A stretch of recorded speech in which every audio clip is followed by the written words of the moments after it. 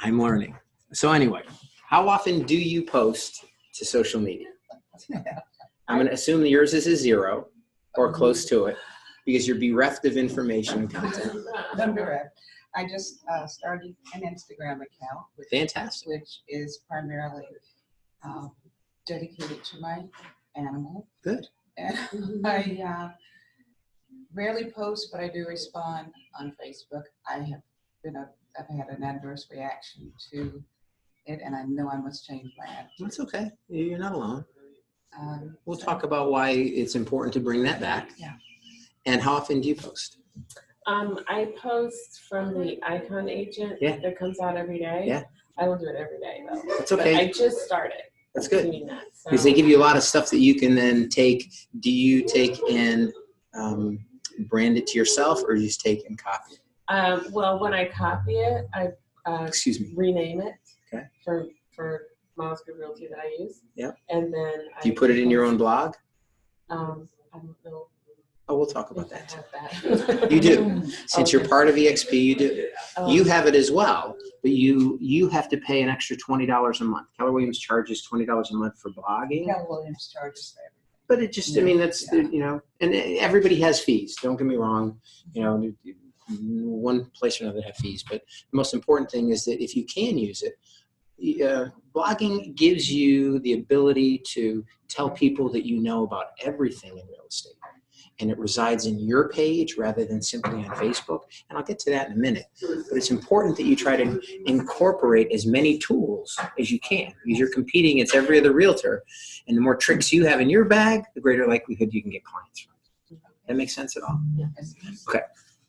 So you said that you have the agent icon. So I'm assuming that you post 3 or 4 times a week. About. Okay. Yeah. We want to accelerate that if we can. Okay. Content is king. So anyway, with that being said, what are we going to cover today, and why did I even get this social media class? This started about 1.5 years ago. 2 of the premier agents in Charlotte, Rich Tomasini and Bill Price. I don't know if you know either or both. I'm under Bill. You're under Bill, as am I. They came to me, and Bill was my realtor. Tremendously successful. Top of the food chain, probably the top 1% in the Carolinas. That's where I remember you from. You're one of the lunch and learns. I created it. Yeah. So what happened was Bill and Rich are great salespeople. 2 of the just great realtors. I say great realtors a number of times because they're really good. But like most realtors, they were very deficient. And be careful what I say. Technology wasn't their expertise. I come from the social media world.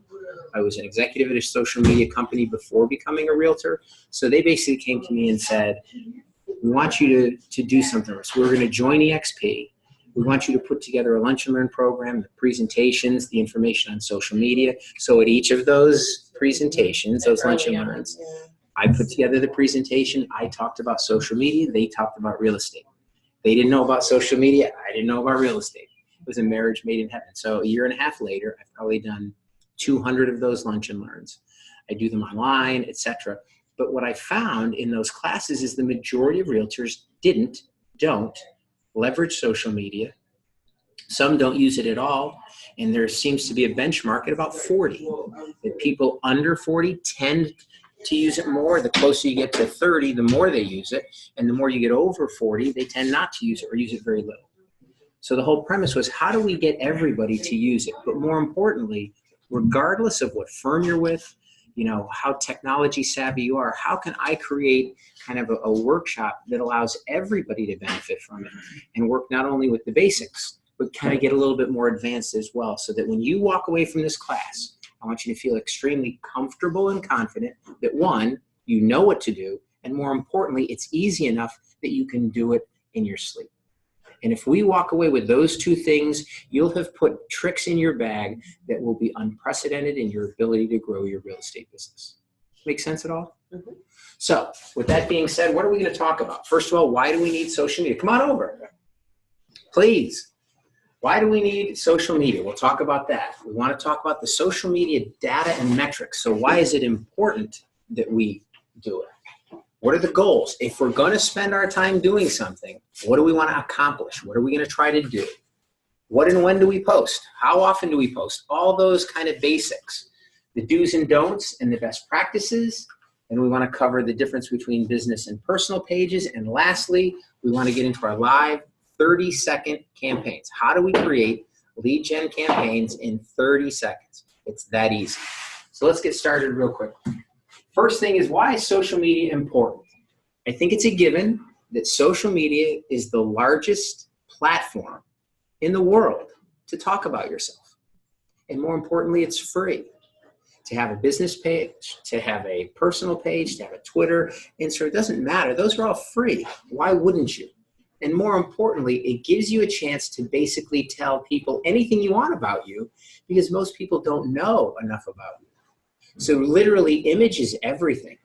And you can tell a story that is exclusive to how you want people to perceive you. But it's also, on the other side, it's important that you don't tell the wrong story. So hopefully we'll talk about what you can do to tell only the right story.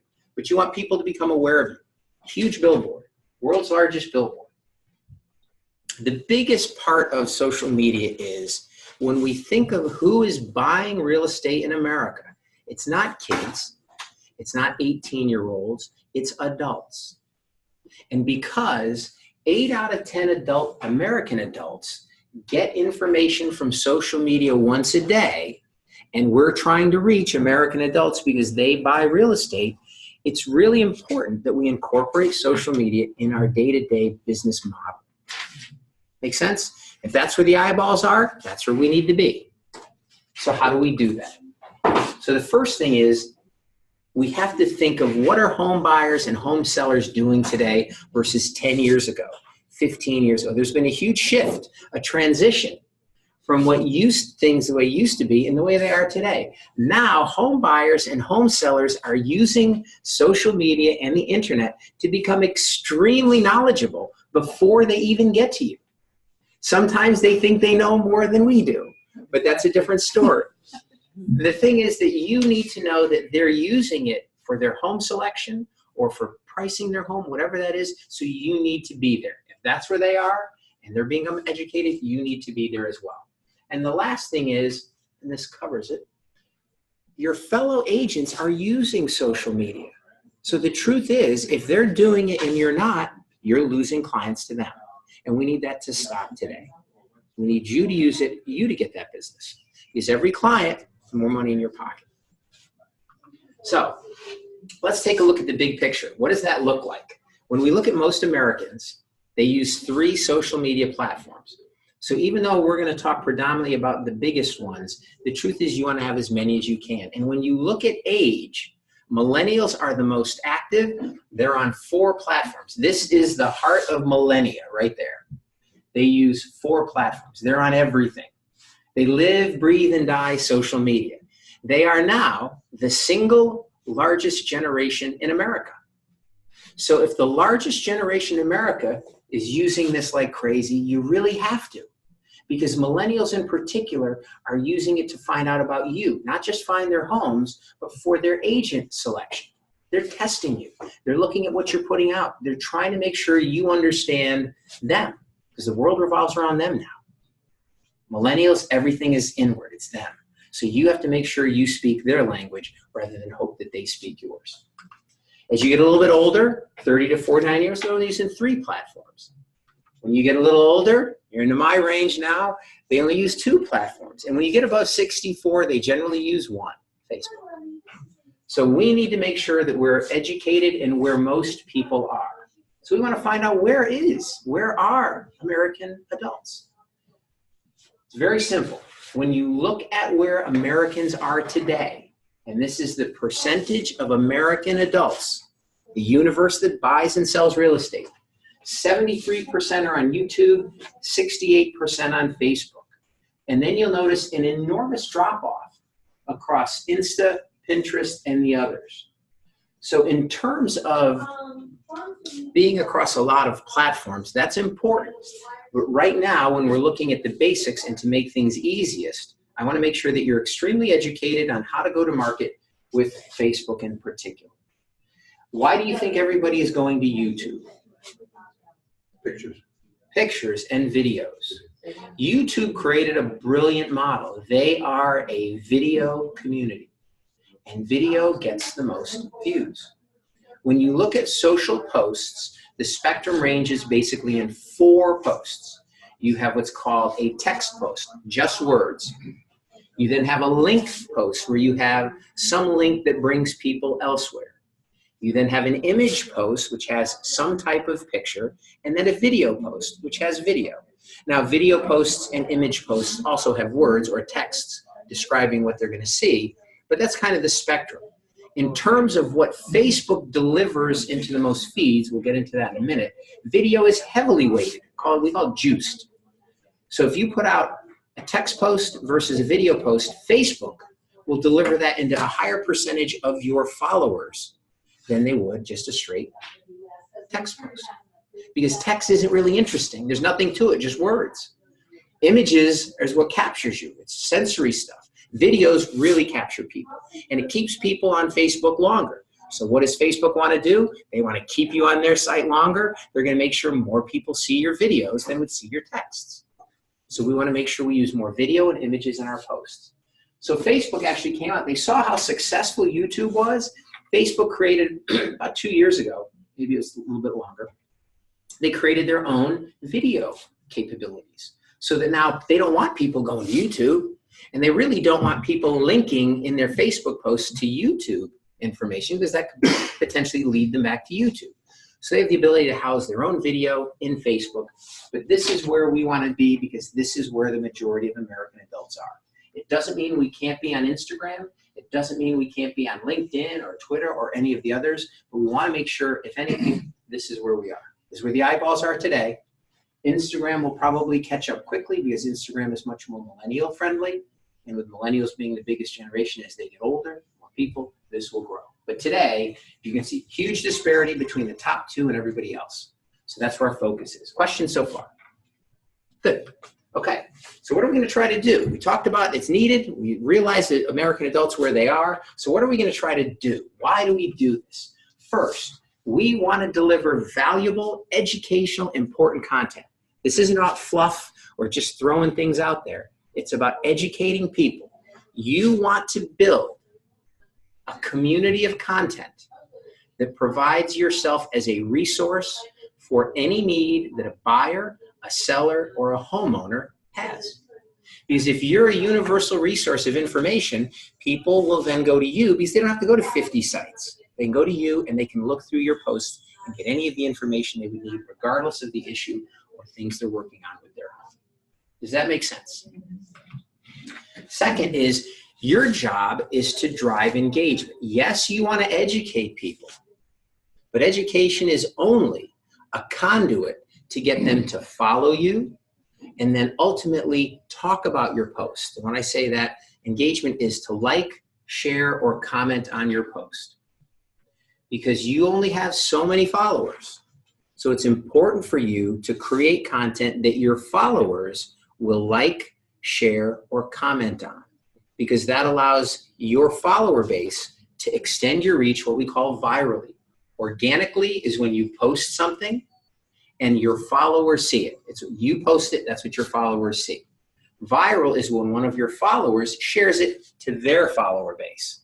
You couldn't reach those people, so you want to have content that's strong enough that they share it to their follower base.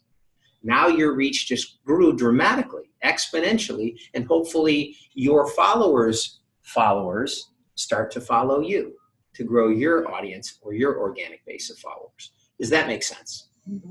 So you want to drive engagement. You also have to realize that the longer you are in business as a realtor, the more customers that are in your past. It's very difficult to stay in touch with your clients from even 3 years ago, 4 years ago, 5, 6, 7, 8, 10. So we want to leverage social media to contact or stay in front of those people, what we call low and medium touch points, so they remember you. How long does a person on average stay in their home? Guess? 7 years. So the truth is, do you remember, any of you, your customers from 7 years ago? In most cases, you probably don't. So what we want to do is we want to make sure that you reach out to every one of your customers and follow them on social media and ask them to follow you. Because if you can stay in front of them with your social posts, it helps, because you're probably not going to call them every 6 months to say, are you thinking of selling your house? Are you thinking of moving? So you need to let social media do that for you. It's a great attribute to stay in touch with your past clients. Because the truth is, if you're not doing it, the likelihood is that you're probably seeing some of your competitors. Because if they're not getting information from you, there's realtors putting out content on social media all the time. So you want to make sure that you put it out, you touch your past customers so they think of you again and again when they were to work on moving or looking at another home. And the other thing is that you need to gain the trust of potential prospects. And you do that by talking about things, what we call pain points, that they're thinking about, what they're dealing with. Because if you happen to talk about, let's just say, problems with the pool, here it is springtime, pools are coming back in, we're jumping back into our pool, and they happen to have that issue, hopefully they reach out to you and say, I saw you posted something on X, I have that problem, who would you direct me to? As a realtor, we're a tremendous source of vendors who can help clients. They don't use this all the time. They go to Nextdoor, but each of you is a plethora. I got to use a big word today. A plethora of information and vendors. And I say vendors, maintenance people. Everybody has things that break. They call their realtor. Who do you know? You want to post things. A pseudo expert. It's exactly right. It's exactly right. And by doing these things, people begin to trust you and you're building a relationship. You didn't actually shake their hand, but they're learning about you. So you want to have as much content out there as you can. And the bottom line is that after all is said and done, we're trying to generate people that come to us so that we can sell them or buy a house for them. That's it in a nutshell. Questions on that? So what kinds of content do we need? It's pretty easy. We're looking at 3 groups of people. We're looking at buyers, we're looking at sellers, and we're looking at homeowners. Each of those individual groups has both unique content for them as well as overall content that's important to everybody. But our world doesn't revolve just around content that's business related. Because when you go talk to someone and you have a listing presentation or they're looking at buying a house and you're trying to become their buyer agent, you wouldn't sit there and talk to them about nothing other than buying or selling of a home. You'd make jokes. You'd make it more personal. And you want your Facebook feed to reflect your personality. Because you need to be funny. If people can laugh at anything, that's good. You want them to trust you. You want this Facebook feed to be as real as you can. So we want to add in entertaining and fun content as well. Okay, so let's start at the top. So when we look at different terms, this means middle of funnel. So in the sales cycle of getting buyers and sellers, there's top of the funnel where you're sending out information to get people's attention. And then once you know whether they're a buyer or a seller, you bucket it into that particular funnel, which is at the middle. And then at the bottom of the funnel, that's where they've decided which house they're going to buy or that they're going to sell and they're going to choose you. So different information. Top of the funnel for buyers. First thing, there's tons of content. When you think of what it is that you want to tell a buyer, endless. Buyers have tons of issues they need to know, learn, listen to, talk about, etc. So this is just a small fraction of what that information is, but I want to make sure that I give everybody the basics. How do we get you started with content? And you can find content everywhere. If these were the only topics you used for buyers, you'd have, and you did this every other day, you've got yourself 8 or 9 categories. That's almost a month's worth of buyer content right there. So we know we're going to get to buyers. When we look at our sellers, it's very similar.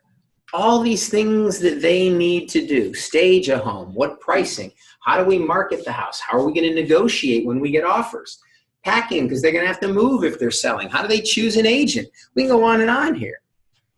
The bottom line is that when you look at sellers, they also have very unique or germane information that you can provide to them to help them in their home selling process.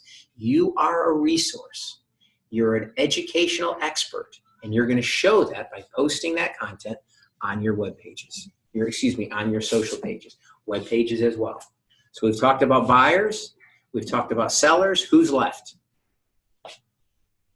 Homeowners. And what are homeowners eventually? Future sellers. They're future sellers. You got it. Our homeowners are future sellers. And the truth is, anybody that owns a home knows that there's always something that has to be fixed.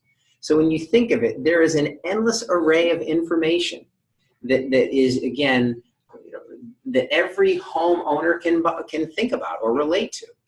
And again, this is just a small snapshot of those informational buckets that you can lean on, but you can probably think of many more. Don't let this be your limiter. This is just a basic to get you started. And again, you're looking at 8, 9, 10 different categories, tons of information. And if every day you're posting one or the other of these, buyers, sellers, homeowners, over the course of a month, you already have built yourself basically a library of tremendous content. And there's also seasonal content. What you would tell someone hopefully in January is different than what you tell them in October. You know, when people are looking to sell, when do people look to sell their home? Predominantly. In the spring and the summer, absolutely. So you would provide listing, staging, photography information generally in December, January, February to get them ready for the selling time. You know, they're going to be moving. You want to give them information on moving. But you want to make sure that you think about what's going on in a given year at a given time and provide information that's relevant at that time period. Does that make sense? Right. And Tofu is, I'm sorry. Oh, top of the funnel. So homeowners, they're not quite yet in the seller category, which is in the middle of the funnel. We know that at some point, so we're just providing information to keep them kind of, we're trying to throw the cast out and hook them. We haven't determined what kind of fish it is yet. We're going to put out information and hopefully we find out as we reel that in. Did that make sense at all? It did. I know I'm using my analogy. That was a good acronym. Yeah, it was good.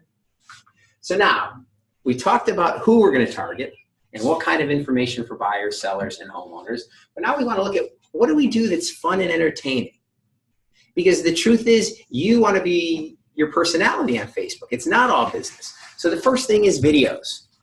You want to put out videos. And the videos, there's a couple things on video. We'll get into that a little more as we go on. God bless you.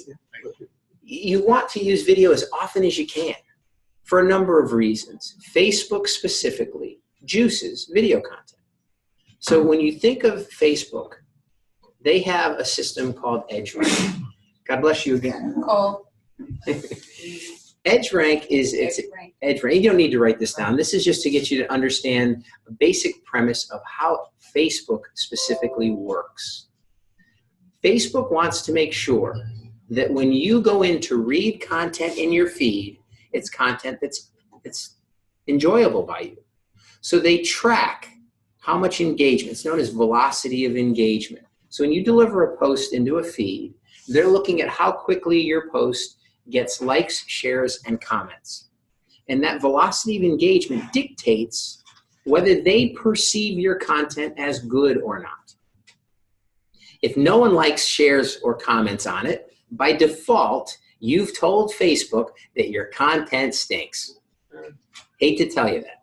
And the problem that you have with Facebook is because their job is to ensure people see things that are of interest, they're testing your post as soon as you deliver it. They test it by giving it, how many followers do you have on your personal page? Ballpark, 10, 50, 1,000. 40 something. Say 40. Mm-hmm. When you post something to social media, you got 40 some followers. How many of them see that post? You'd assume all. A good 10 of them maybe. You're probably going to have 4 see it, or 5. It's generally 10 to 15%. So what Facebook does is they basically throw out a little nibble and they test the velocity of engagement on a very small subset of your followers. And based on that velocity of engagement, they then will deliver it a second time. If it's got great velocity of engagement, it's good stuff. Your followers have told Facebook it's good, that they therefore should deliver it into more feeds to more of your followers. And that process goes on a number of times. It's a continual algorithm that they're looking at. I'm kind of giving you and I don't want to get real technical, but you get an understanding. So if you post something that the first group doesn't like, no one else is going to see it. So generally, 85% of your followers won't see your post. Doesn't even have to be accurate. So it's one of those things that, go ahead. So is that considered the feed? Your feed is what sits and resides in your particular page. How many people that information is delivered into of your followers changes constantly. This algorithm is constantly looking at your velocity of engagement. So if you post something that gets no engagement, no likes, no shares, no comments, the next post that you put out, Facebook will actually deliver it into even fewer people. Because you need to prove to Facebook your content is worth value, or it's valuable, and they should get it into more people. Because they don't want crappy content in feed, because if I go to my feed and the only thing I see is lousy content, I don't come back to Facebook. And if Facebook loses viewers, they lose money because they run ads on the right side. Facebook is only in it for me.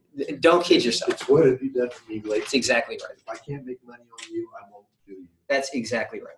And that's why having a business page is particularly difficult to get followers, because Facebook wants you to pay to boost your posts to get followers. That's how they make money.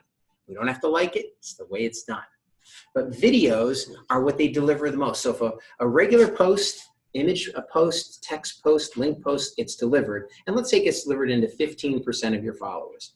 Video post is almost double that. They'll deliver that into 25 to 30% of your followers. Because video gets more engagement. It keeps people on Facebook longer. So you want to use that methodology to capture more people on your site. So when you're putting out content, put out video content as often as you can. It doesn't have to be professional. You know, people could invest a lot of money in high-end cameras. Your phone is ideal. Use it all the time, and it doesn't always have to be about work. Tell people about yourself. Tell what you're doing. Have funny stuff. But also use it for your open houses. Use it for your listings. You know, there's no reason why you can't, before an open house, post it on Facebook Live or post a video onto Facebook. Tell people, do it in advance. Do it right before your open house starts. Questions? Yes.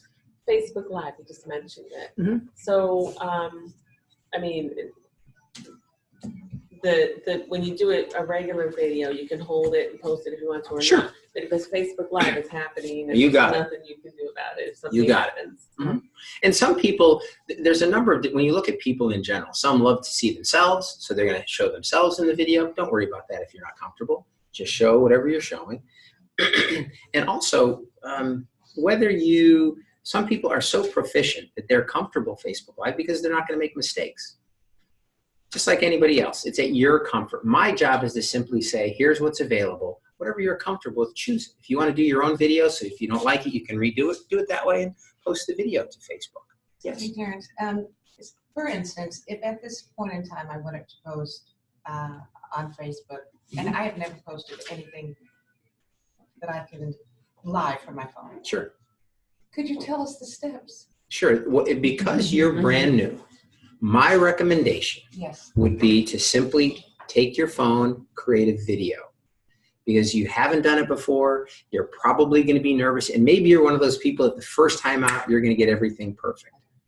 But I would rather you take a video, review it, and see that you said, did, showed the things that you wanted to do, show, exemplify. And then when you're comfortable with that video, take the video and post it to Facebook. Okay. And once you get more proficient, we can go to step 2. But for right now, let's focus on take the videos, get your wording down, no oops, you don't want oops. And Facebook Live sometimes is unforgiving, although that also makes it genuine. It makes it real. So if you do Facebook Live when you eventually start, don't be afraid. If you make a mistake, sometimes that shows that you're human. And I think people sometimes like to see that. Did that answer your question? Yeah. No, exactly. So we want to have Facebooks. Infographics.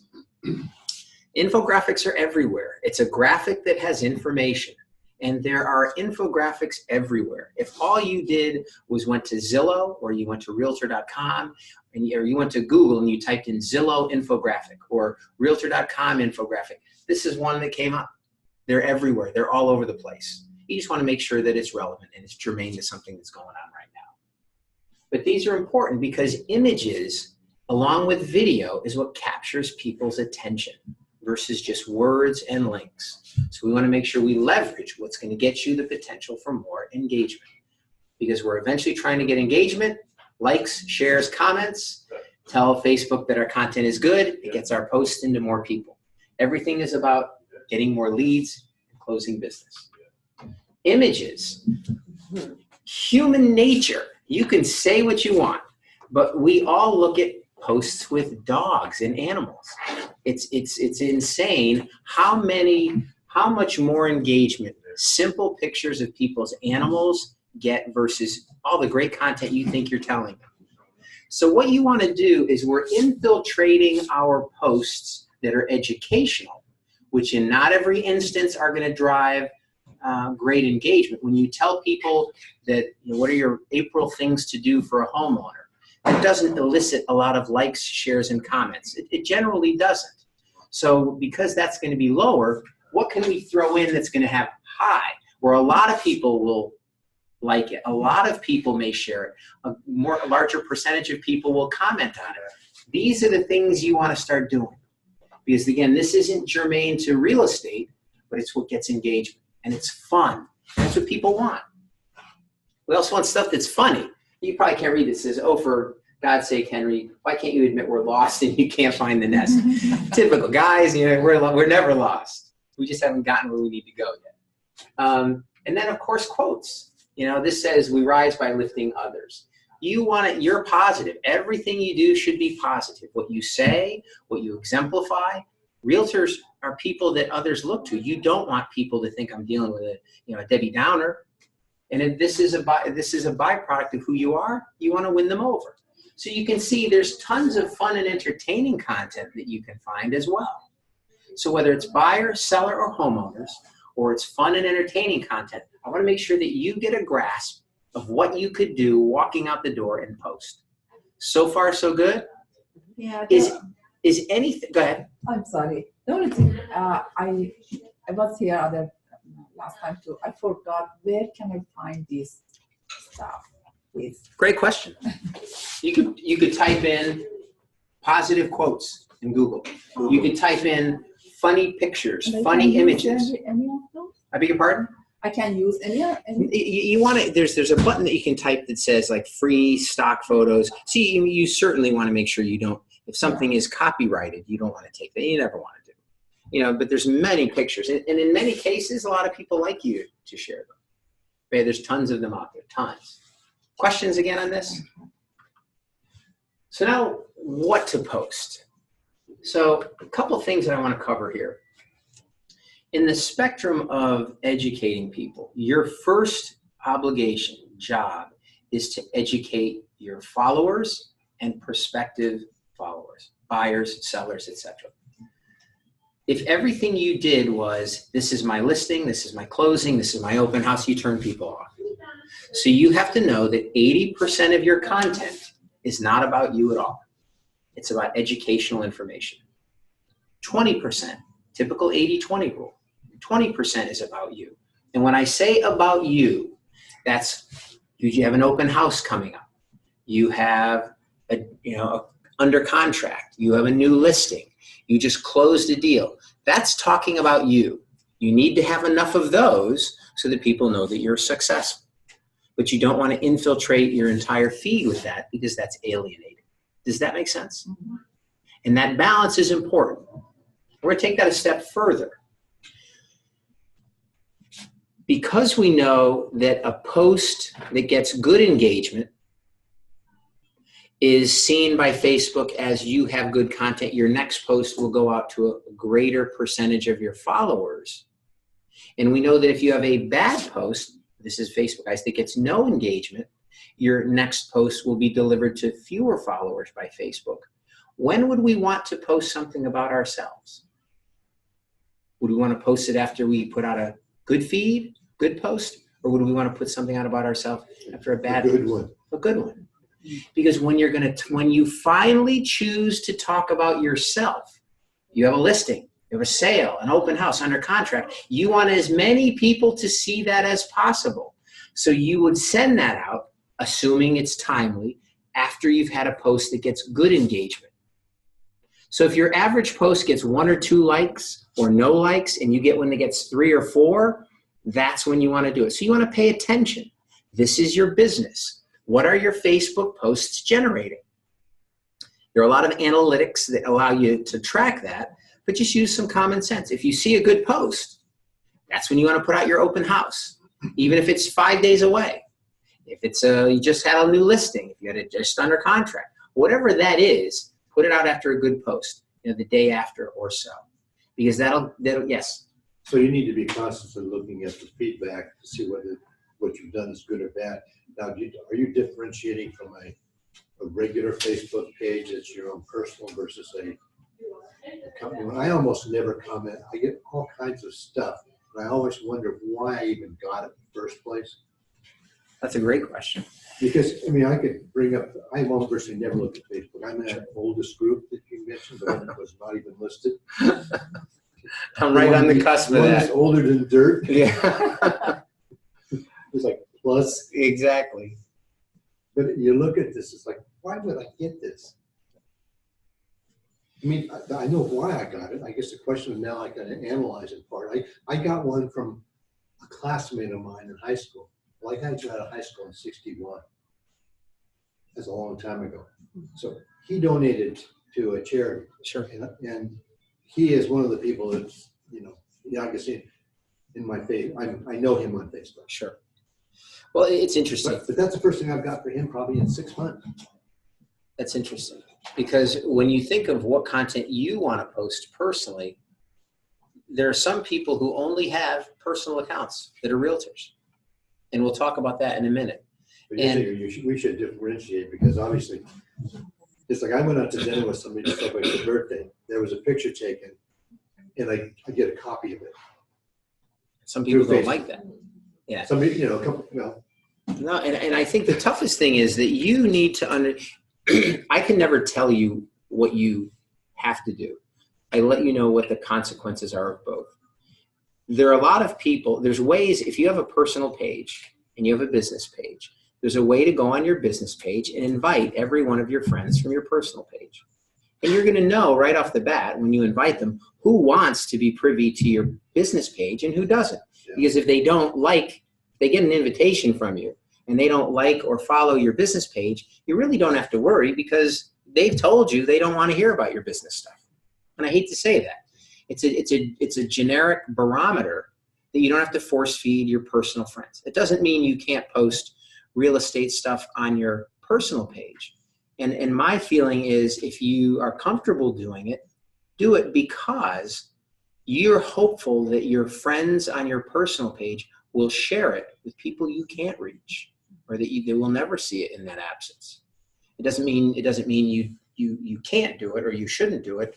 It just means that if you are comfortable, there's the possibility of people seeing it that never could have seen it otherwise. And having people see it is important. Yes.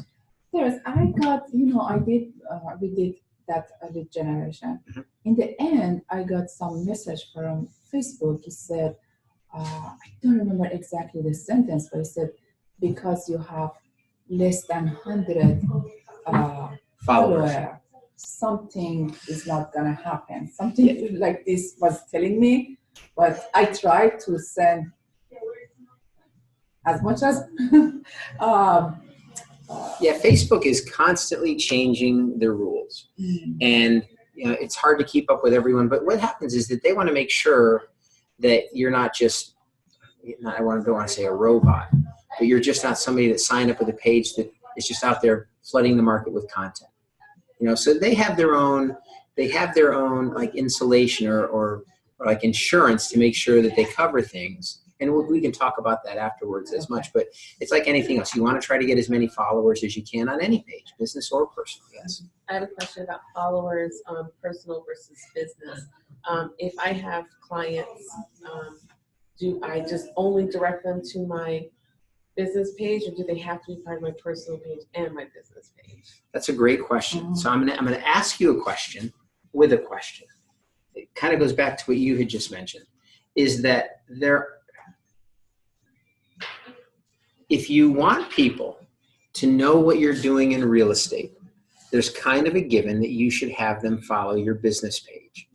But now we look at the content you post. There's nothing wrong with having your friends know that you're already a realtor. most of them at least. So if you post real estate content on your personal page, are you alienating anyone? No. You just want to make sure that it's not buy from me, call me, buy from me, because that would alienate even a good friend. I don't care who it is. We can annoy our own friends. I mean, Sure. I'm relatively new. I've had a license for a long time, but I didn't really practice because I had a full-time job up until a few years ago when I retired. So the reality is a lot of people that I know don't know that that I have the ability to sell real estate.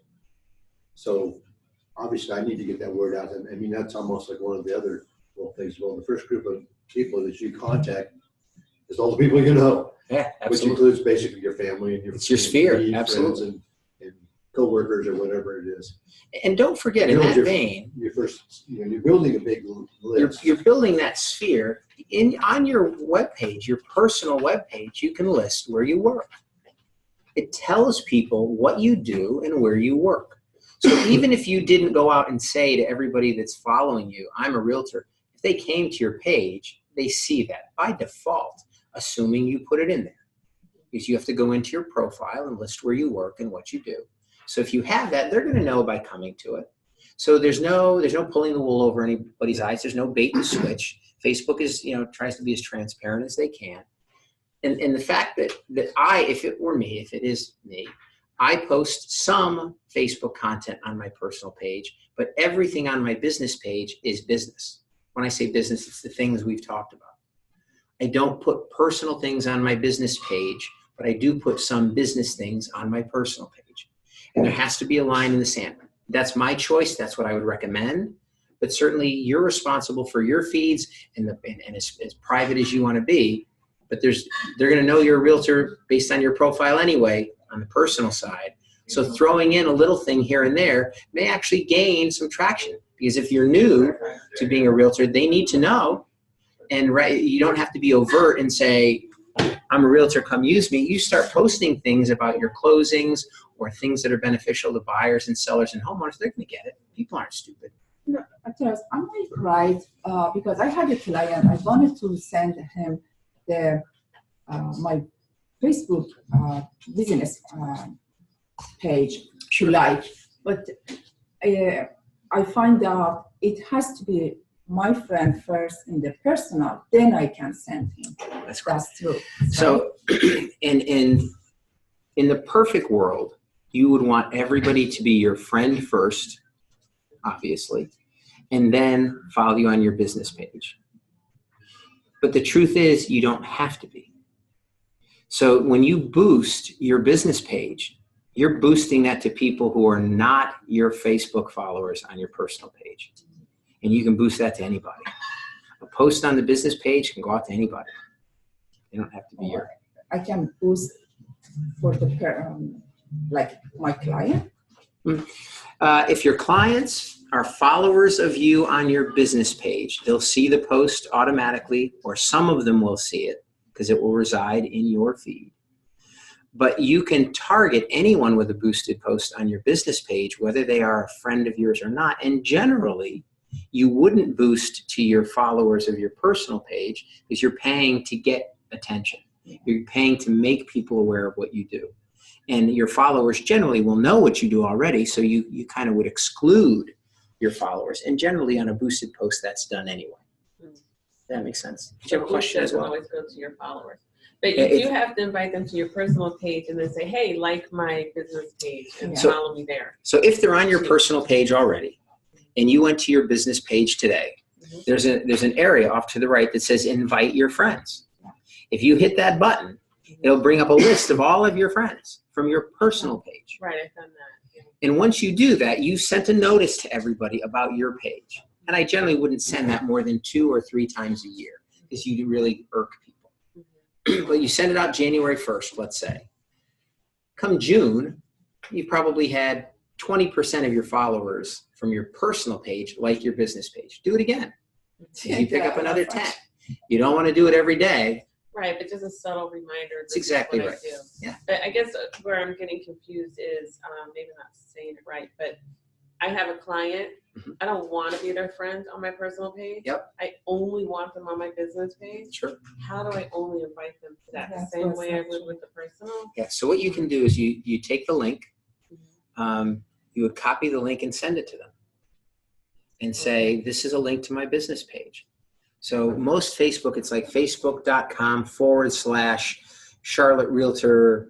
You know, and I don't know what do you name your real estate business page? Miles Group Realty. I'm sorry? Miles Group Realty. So that's what it would be. It would be facebook.com/Miles Group Realty. That's generally kind of the naming way that Facebook does it. So if you sent them that link, and you'll know it when you go to your page, you'll see it in the URL. Copy that and send them a note that says, hey, I would love for you to follow me on Facebook. So you can also put that in your signature. You should put that email. in your signature. You should have that on your web page. You should have it in your signature. You should have it on your blog posts. Thank you. That helped a lot. You want to give people as many chances to come back to your pages, your sites, your blogs as you can. And we'll get into that in a minute, why that's important. That's all part of lead gen. So 80-20, I probably belabored that a little longer than I should. When you do, on the 20%, when you do have a listing, one of the things I see a lot is people don't really tell a story. A listing is not, here's my listing, come see my house. People are making judgments on you. This is your brand. When someone sees a post that was hurriedly done or quickly done, are they going to think that, are they going to take this kind of time with my home? You want to show that you do things with care. And this is a great, I don't know who this person is, but I was just going through the Charlotte Real Estate Network, and I thought this was fantastic for a couple of reasons. She incorporates many of the things I talk about that people don't do. First, great picture. How many times do people post things with lousy pictures? We'll talk about photos in a minute.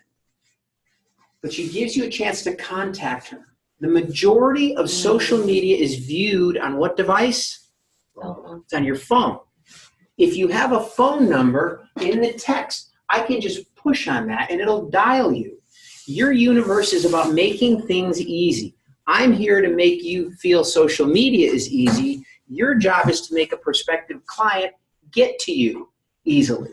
And by putting your phone number in the post, they push on that and it says call. They can call right then and there. Why wouldn't you do that?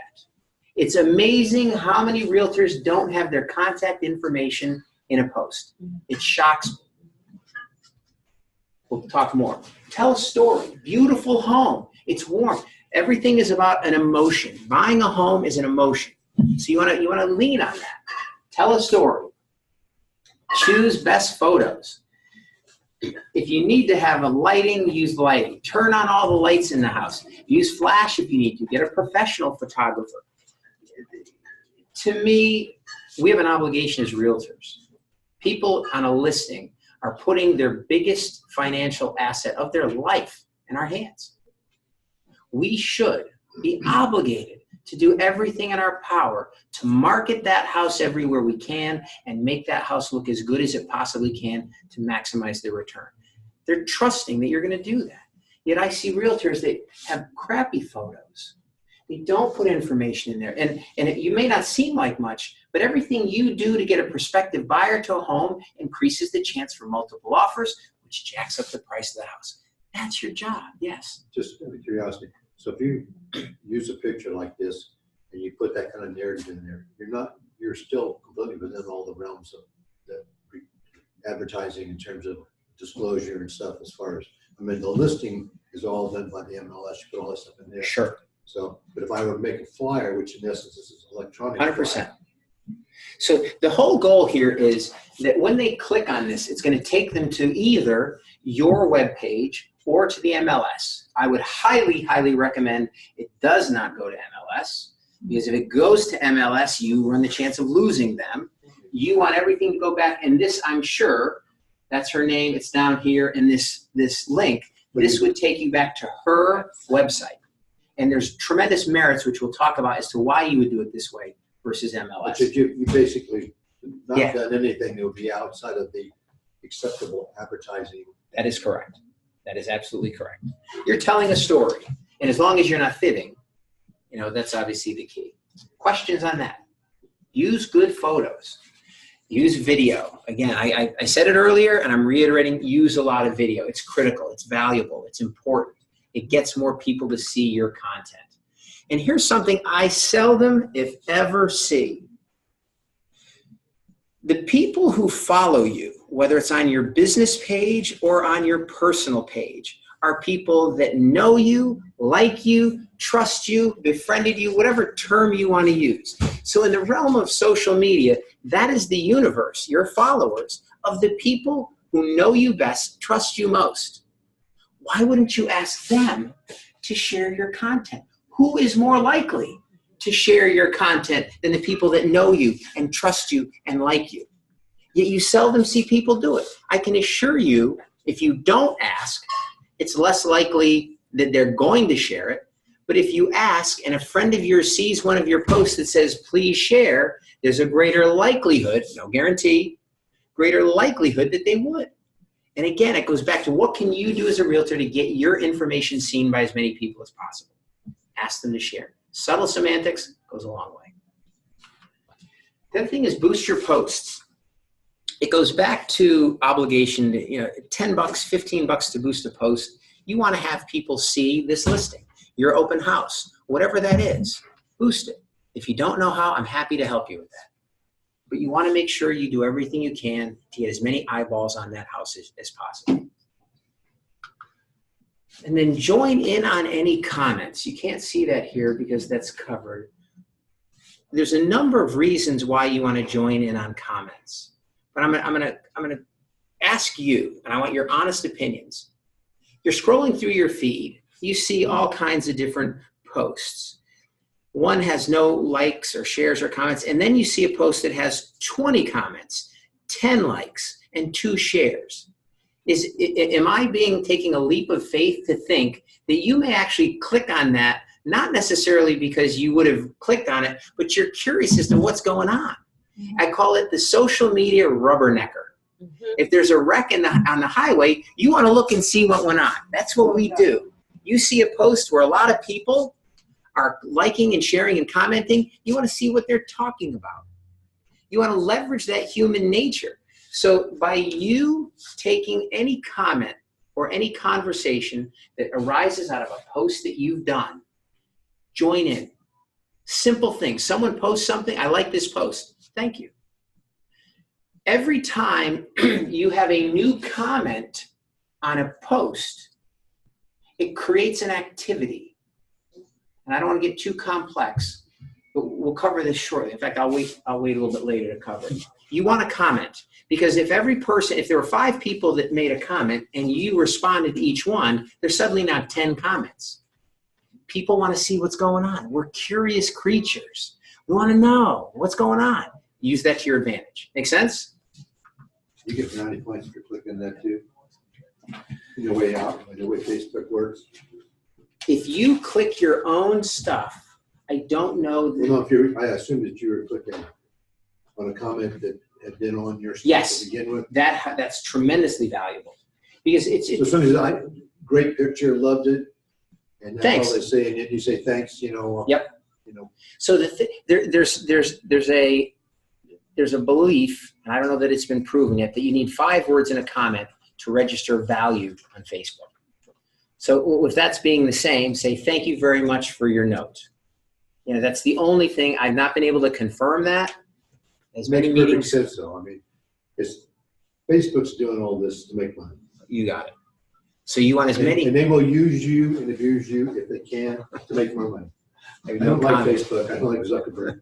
He goes broke tomorrow. I don't care. It'd be tough for him to go broke, but I wouldn't care either. Yeah. So how do we create engagement? What are some little things that we want to do? The first thing is, when you create posts, ask questions. The other thing, people are curious. I call the social media rubberneckers. People also want to show you, prove to you, convince you that they are smart. So if you ask a question, there are a lot of people that want to be the first one to answer. They want to show how smart they are. That's also part of who we are. Use that to your nature. So if you're posting posts that have questions in it, can you guess where this is? You see 18 people like this. A lot of people like it. You want to create things that elicit responses. And with every response you get, what are you going to do? You're going to comment on it. Make sense? Ask questions in your posts. Upcoming events. You are a You are a part of your community. So what you want to do is you need to be telling people what's going on. When someone is coming and looking at you, and don't kid yourself, millennials are looking at you, what you're posting, to see what you are as a realtor. They want to see that you're part of the community. You need to tell people what's going on and then ask them who's going. Someone says they're going, great, hope to see you there. Add to the comments. Elicit posts or create posts that elicit responses and then add to the commentary. Ask about people's favorite things to do. Okay, it's Easter, coming up in 3 weeks. Where's the best Easter egg hunt? Women to women, if you have kids, they're going to tell you where their kids had the most fun. When it's Halloween, where's the best haunted house? And it's endless, those kind of things. So you want to be asking people what it is that they like. Again, people want to share. They want to give you guidance. We, by default, want to help. Leverage that to your advantage. So ask about things that people have to do. Create contests. Costs very little. Every year I do a Light Up Skybrook. I live in Skybrook. I do Light Up Skybrook. I basically say, light up your house, take a picture of it, send it to me. I'll then take all the pictures that were submitted. I'll post them on Facebook, and whichever picture gets the most likes, I'm going to give you a $100 gift card to Red Rocks. So it cost me $100. Could have been 25, could have been 50, didn't matter. But the bottom line is you're creating a sense of community. You're embedding yourself in the community without jumping out and saying, I'm a realtor, come work with me. They see who I am. Hopefully they get to know who I am, but it's a little thing. When you do the video, in many cases on a contest, you tell them, I'm a realtor with Keller Williams, I'm a realtor with EXP, and I want to do this because homes is my business. And I think it's great to see homes lit up, but more importantly, I want you to light up your house, and I'm going to give away a gift card if you do. Simple contest. There's tons of contests. What's your favorite? What's your favorite dessert? And if you post a dessert and it gets the most likes, I'll personally deliver one of those desserts for you. Ice cream, cake, whatever. Yes? I'm sorry. When you do this kind of the contest, but how you send it to the neighborhood? Oh, so for me, I live in Skybrook, and I should have benchmarked that. Skybrook has its own Skybook Neighbors page, and most communities do. It's generally private. You'd have to live in that neighborhood to do it. But in Northstone, they have a community website page. Highland Creek has a community website page. Moss Creek has one. I'm sure Peninsula has one. I know for sure. So that if you have access to those, there's no reason not to do it. You may not be allowed in because you can't join because you don't live there. I mean, they have a Facebook? Mm-hmm. Mm-hmm. So Skybrook has Skybrook Neighbors, Skybrook North, Skybrook Bulletin Board, which is where you buy and sell things, and then Skybrook Events, which is beer, wine. Anytime we have a wine and cheese, beer night, cigar night, whiskey, etc. Yes. This could still be applied a contest that is on like Nextdoor. Sure. Yes. Absolutely. So Nextdoor is a tremendous asset. You got it. And I think that's undervalued as well. Post in Nextdoor your listings. Nextdoor, you choose, there's two options with Nextdoor. It's generally your neighbors, which is just a couple people, and then it's the area neighborhoods. And the neighborhoods is 10, 15, 20,000 people that will then get to see it. So make sure it's huge. Yeah, the geography it covers is huge. So Nextdoor is a big part of that. Post in groups. There are innumerable groups that are out there. You have to join many of them. But if you look at the Charlotte Realtor Network, South Charlotte Realtor Network, when you think of who's interested in a home, we generally think that a prospective buyer is who's interested. And there's truth to that, critical truth.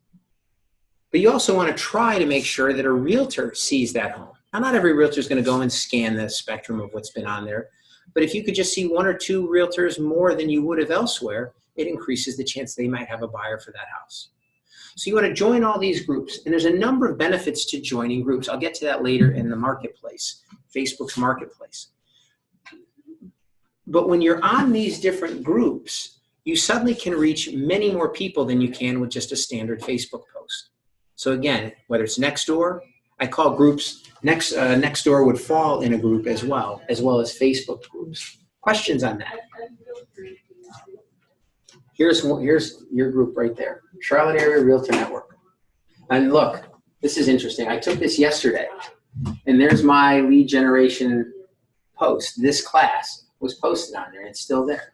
That's a good thing. And again, once a conversation starts, you want to make sure you talk about it. And there's a couple things that I want to kind of go through with that before I get to this. Is that when you post something, other posts then come after that. When you put a comment in, if the setting is new activity, it will actually bring your post to the top of the feed again. So tomorrow someone says something and you say, oh, thank you. It brings your post to the top of their feed again. So what you're doing is you're helping make sure your posts stay at the top of people's feeds by commenting.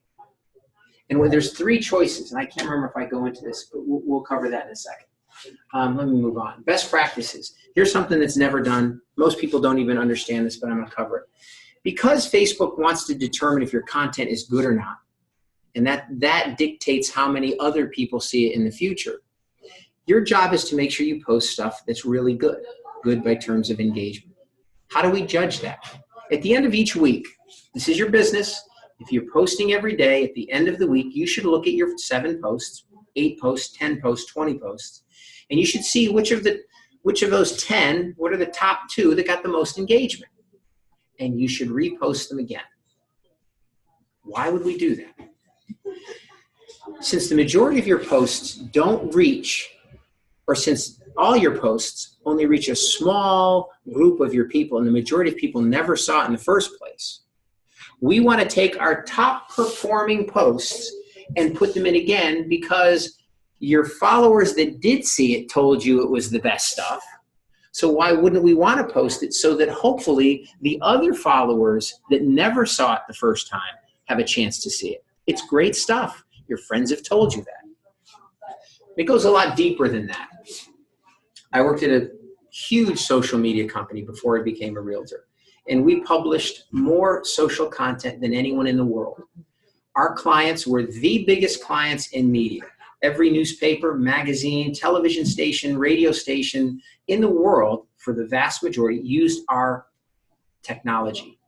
And what we did is we used all the data. Since we published more content than anyone else, we actually have more data than Facebook even has, because it's our link proxies that are clicked on, so that we could then benchmark. We would do benchmark studies. And this is one of those benchmark studies, specifically the value of how much more reach do we get by recycling our posts. And what this shows is that if we said that this was your first post, and we use 1 as an average post that you put out and how many people it is delivered to, reach.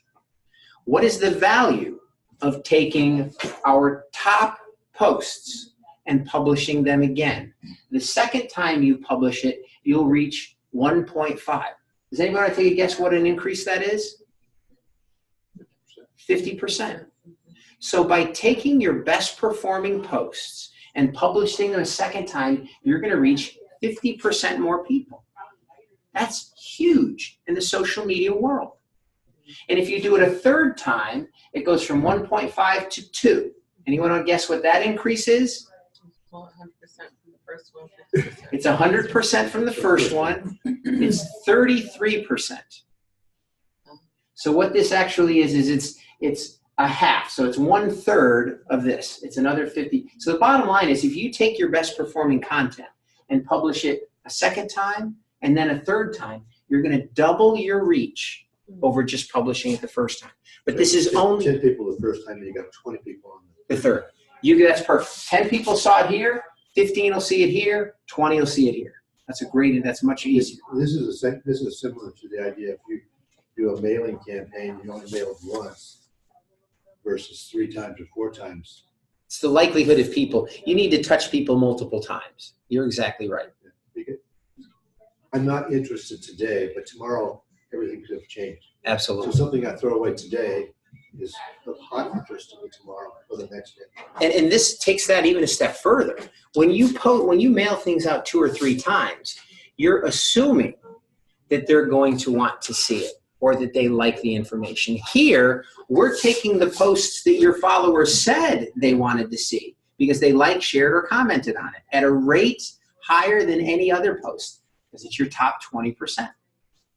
So what this also is doing is telling Facebook, by putting your best performing content recycled again, you should get a higher click rate, which you're basically telling Facebook, you've got good stuff. Send all my stuff out to more people. Does that make sense?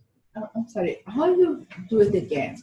How do you put it just there? You can copy it. You can copy it and paste it. And you get all those, they like it already under it? No. Or it's going to be... That's a good question. So you're starting all over. It's a brand new post, but you're just reposting the same content. Nice. Many people will put ICYMI. Do you know what that means? In case you missed it. So what you've done on the second post by putting ICYMI, you get the people who know what ICYMI means. What do you mean? But what it also tells them, for those, yeah, exactly. But for those who don't know, they may click on it just to try to figure out what it does mean. And those who do know what ICYMI means, they know that this was so important that you may have missed it and I had to post it again. So there's an intrigue to getting people to click at it as well. In case you missed it, this was so good, I'm posting it again because in case you missed it, you need to hear about this. Yes? Can you boost the second and third post? Sure. You can boost any, on your business page, you can boost any post. First time, second time, doesn't matter. So you just have to pay a fee. That's correct. to do that. That is correct. And generally $10 will do you fine. So recycle your top performing posts. When do we post during the day? Who wants to take a guess? When's the best time to post? The morning. The morning? 9. Before 9? Yeah, I think probably in the morning. No. That's okay. And when would you think? So I want you to think of this. When are people more likely to even have access to look at their phone during the course of a day? And they're eating. Morning, lunch, Lunchtime, dinner time. dinner time, exactly. Or morning. So there's a conundrum. Every media company in the world, radio stations, TV stations, they know when you're on social media, newspapers, magazines, you name it. So when are they going to be putting their content into the feed? When they know you're going to be there. When they know you're going to be there. So with that being said, if everyone knows that people are basically available morning, noon, and let's call it evening, the number of feeds that are, the number of information or posts in feed go up dramatically during those times. So yes, publishing it at those times ensures people are more likely to be there, but it also ensures yours is less likely to be seen because the competition is enormous. Yes? No, don't be sorry. The times I have spent on Facebook can be all consuming because you Absolutely. just keep reading and reading and reading. Do you have a rule of thumb for yourself that you spend in terms of how much time you donate during the course of the day To read, to read, to post? I am on Twitter, Instagram, LinkedIn, and Facebook every day. And depending on the quality of the content, but I do it first thing in the morning. I coach a lot of people. I train a lot of people on it separate to this so that I'm spending my early morning 7 to 9 with clients. Just going through social media. How do we get their social media? What do we post? How do we boost? How do we get their listings to be seen? How do we get them leads? You know, it's an endless, so I'm constantly on those. Partly, I also have, I want to see what other people are doing. I can learn from other people. I'm not, even though I teach it and kind of live and breathe this, it doesn't mean I can't learn. And as a realtor, there's much to learn all the time. So I'm on there a lot. For me, it's invaluable for information. That's my problem. I'm looking so much to learn, and I just look at my hours. Oh my God! And time flies. Absolutely. Flies, really. I don't know how Absolutely. to manage that. I am so bad all day. Time management is important. So when we said morning, noon, so a couple things. If you're posting something that is really important, let's just say as an example, something that relates to the housing market. If it's important, send it out right away. You want to be the first one to post something that's important. You want to be seen, you're a reporter. You want the scoop. You want people to look at you as a resource. Post it right away. No hesitation, goes out right away. We don't want to post it too early, so not before 6 a.m. Because if you post something at 5 a.m., there's a lot of information that's coming into everyone's feed. By the time they get up at 7 or 8 and look at it, there's so much stuff, they may not scroll back far enough to ever see it. Yeah. Which is the same on the other end. Don't post it too late at night, because if they missed it and went to bed, all night and morning content was hitting their feed, and they probably will never go back far enough to see that. So you want to try to keep it within those confines. But in the ideal scenario, we want to try to deliver it between 11 a.m. and 4 p.m. Now, this is my personal 11 a.m. to 4 p.m. is me. When you look at most groups, here's one that's Playster. This is Keller Williams. 1 to 4 for Facebook. Doesn't surprise me. Twitter and Facebook kind of are very similar. So there's no surprise that you see that they're almost identical.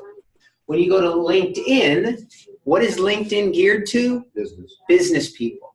If they're working all day, of course, in the morning, at night, before their job, and after is when they're going to.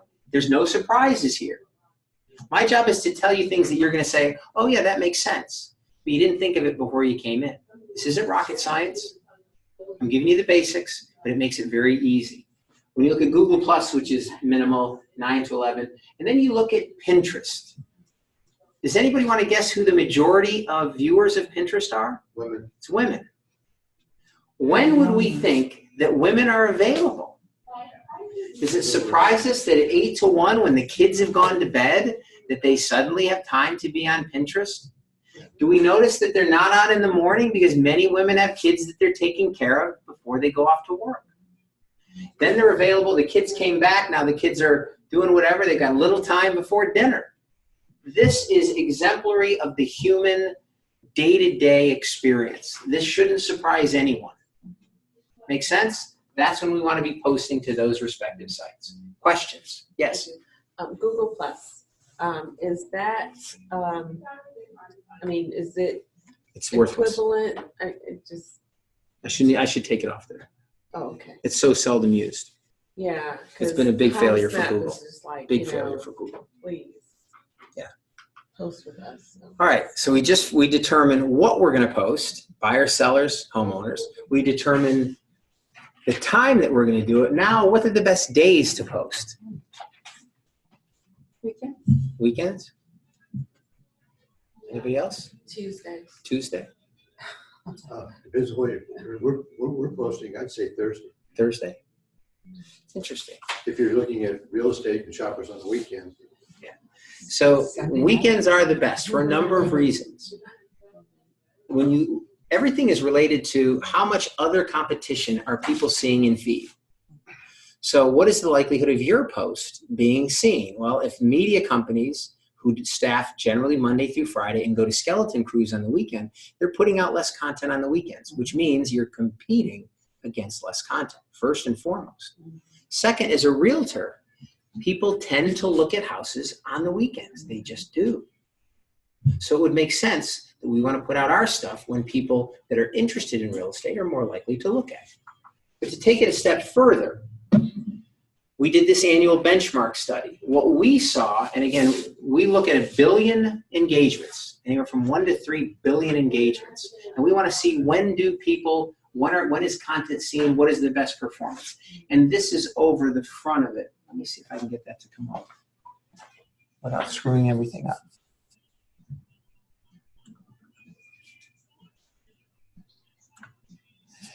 Here you go. So what you have is Sunday is the best. And again, everything is benchmarked at a 1. So this outperforms Saturday and Sunday, and then as you go through the week, it continues to deteriorate. And it's not surprising, because what happens is people want to know what happened over the weekend. And then as the week goes on, they've got other things going on. Their week is busy. The other thing that you want to look at is,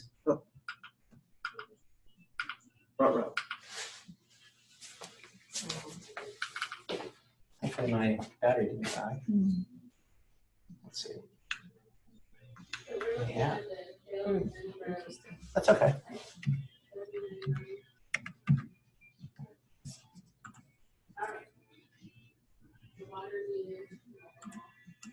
There we go.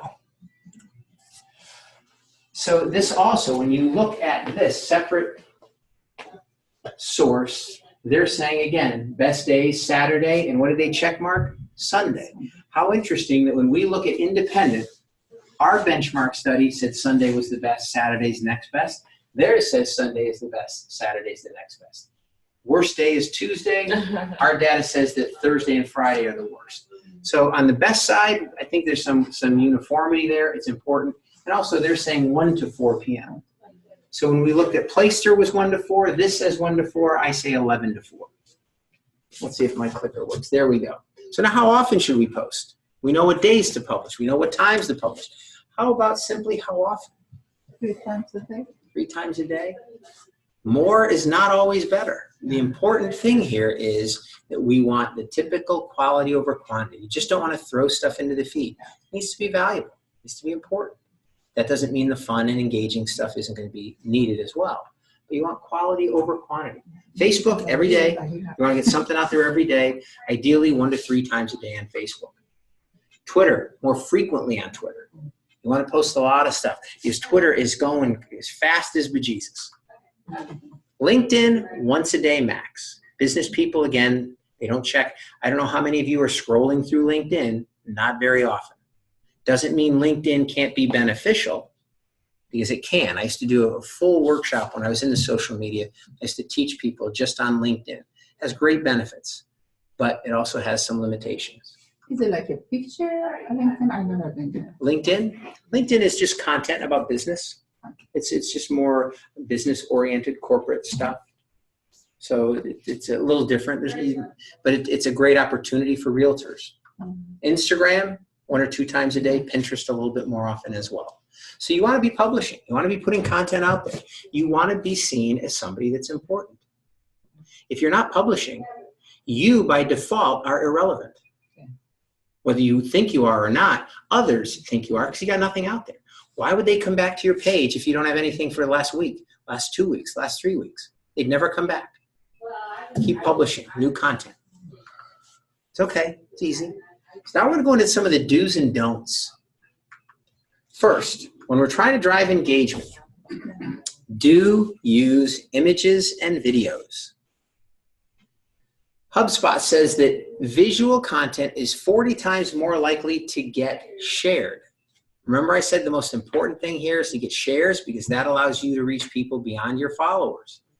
And video and images allow you to do that. Critical. Good photos, solid description. That's actually one of my posts, so anyway. Here's what you don't want to do. When you think of what is going to make people click on something, which is just more warm. I would venture to believe this is what we don't want you to do. There's no picture, there's no image. So it's not going to get as good a reach on Facebook because it's not showing anything. And if no one clicks on it and likes it, which you don't see any likes, any shares, any comments, it's not going to go anywhere. Have images in there. Have images, have images, have images. Good photos. Facebook Marketplace. We talked about Nextdoor. We all know that there's social media. Facebook announced Marketplace, I want to say it was a year ago, give or take. How many of you are even familiar with Marketplace? Good. Marketplace, so I'll show you. So on your, Facebook has this assigned so you can access it through your personal pages. So you'll notice that there is a home button on your page, Facebook. You click on the home button, and then you'll see the Marketplace button. That Marketplace button gives you a chance to not only talk about the homes that you represent, but you can share your open houses, your listings, etc. So what does that look like? You click on Marketplace. This was today.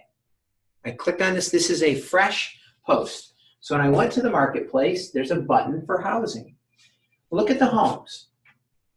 And I was going to continue with this, and I was going to go into more information, but what's interesting here, when you click on this, sell something, but let me take a step back. If you'll notice these pictures, this is the picture you chose to put to represent the house. It's not that it's bad, it's that you want to have a picture that is something that shows the cleanest example of a house. This is the picture of your house. I assume this is a lot, but it says 3-bedroom, 2-bath. Is this bait and switch? What bedroom in Huntersville is sitting on an ocean? And what are people doing here? This is the house that you want to showcase with this up here, 787 up. I just, to me, I don't understand. This is the best picture that you have of this house? Everything is curb appeal. You have to use that same logic. There's nothing wrong with having any picture up here. It's better than nothing. But what pops? What is it that gives your view the best curb appeal possible? People generally are not good to have in a picture. Cars are not good to have in a picture. Construction is not good to have in your picture. So those are the things that you would try to take out. This picture here with a car, it's not horrible, but if given a choice, get rid of the car. Here, the picture's not bad, but you've got cars blocking part of the view. You've got people in front. There's no reason why you couldn't step back and get the picture in its entirety of the home without the cars, without the people. There's no reason you can't get a better picture of the house. You just can't. This is your obligation as a realtor. Does that make sense? Yeah. So how do we post? You click on the button that says sell something. These were the don'ts that I was going to cover. But you see it says item for sale. You'll take that item for sale. When you click on it, it opens up this window. So what you will then do is you will select a category. And there are many categories. Property for sale is the one that you will click on. And then it will be important for you to notate what it is you're selling. This is what's going to come up as the header down here. So your description, what you're selling, not the description, what you're selling is what's going to catch their eye along with the photo. So that's where you want to say, stunning brick colonial, stunning 4-3 brick colonial. What are the words that's going to capture attention? Then you're going to list your 10 photos, up to 10. The first photo that you have is the one that will showcase the property. So it's going to be your best picture. Actually, I'm sorry. No, that's okay. When you put the picture there, normally you choose view and download. How you can choose the first one that you wanted? Great question. So what happens is, let's assume you put in 6 pictures. You click on this right here, it's going to open up and it's going to say upload image. You upload the image will sit there. You click on it, then there'll be a second box that opens up here, like this one, the plus. You click on it, you have 6 pictures. Now you're going to drag, click on the picture you like the most, and you will drag that all the way to the left. That will become your showcase picture. Oh, the first one. The first one to the left. So you'll want to make sure that when you think of the house or the pictures that you think best showcase the house, they would be in order from left to right. Second best picture goes number 2. The worst picture of the 6 or 10 is always the last one. Does that make sense? Yes. Good. Hashtags. Do we know what hashtags are? Oh, gosh. I have so much problem with that. Because exactly it's the number sign. So I've gotten in trouble typing something in and it changes it to a hashtag, like on a KV Core. Okay. So there's a couple things. When you're putting in hashtags in KV Core, you don't need to put the hashtag in. In the area that says hashtags, just put the word in and it will automatically add the hashtag to it. Okay. One time I put, like a number of something with the hashtag. Symbol, so it made a hashtag of something. So there's a reason you want to use hashtags. First of all, when you look at Facebook, when you look at Twitter, when you look at Instagram, they're hyperlinked.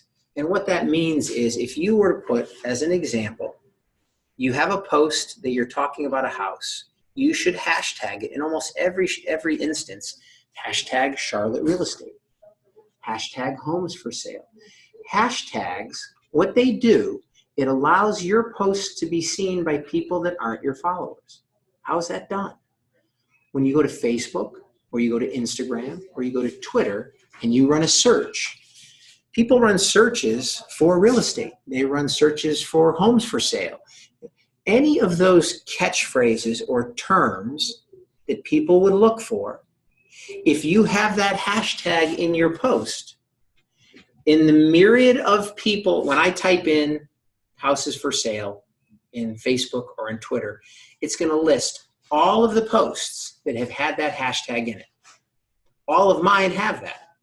So within that spectrum of all of the hashtags that have that, mine is one of them. So it increases the chance that my post can be seen just because of what I see people searching for.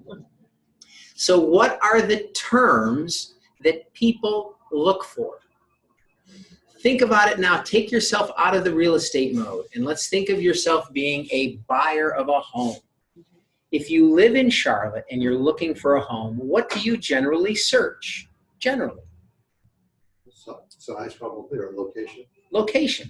So it would be Lake Norman real estate for sale, Lake Norman houses for sale, Charlotte real estate for sale, Charlotte real estate. Any of those iterations. You can go on and on. If you're looking at building a new house, new build, new construction. Yes. I'm sorry, but that means is matter of words. It's not because those hashtag things exist. Those hashtags do exist in 90% of the cases. I don't know, I see some strange hashtag like hashtag, I don't know. Hashtag social media 101. There you go. I use that one. I use hashtag social media, hashtag social media training. So that if someone were to look into Facebook and say, where can I find social media training? My post is going to come up. Okay. Can more than one person use the same hashtag? Yeah, absolutely. So what happens is the hyperlink, if I did social media, if I did hashtag social media training and someone clicks on that, it's going to take them to a listing of every single post that has social media training hashtag in the post. Mine could be first, it could be last. It'll be somewhere in there. So it's like a magnet. It's a magnet. That's a great, That's exactly right. Or a tag. It's a tag, a hashtag. And so how do you put the hashtag? Is there a placement of the hashtag that is required? Must it be? It's a great question. So there's a lot of discussion on where the hashtag should be. Some people, if you're only using, so let me go a little bit farther here. I'm going to show you how many hashtags you should use, and I'm going to come back. So with Facebook, it's not as prevalent. So you generally don't want to inundate a post with a lot of hashtags on Facebook. That's okay. So you only want 2 or 3. Twitter, you see a lot of tweets, they'll have more hashtags, 3, 4, 5. You know, you looked at LinkedIn. LinkedIn is not a hashtag driven. People use them, but it's minimal. But what's interesting is when you get an Instagram, you can have posts with Instagram that'll have 6, 8, 10, 20 hashtags.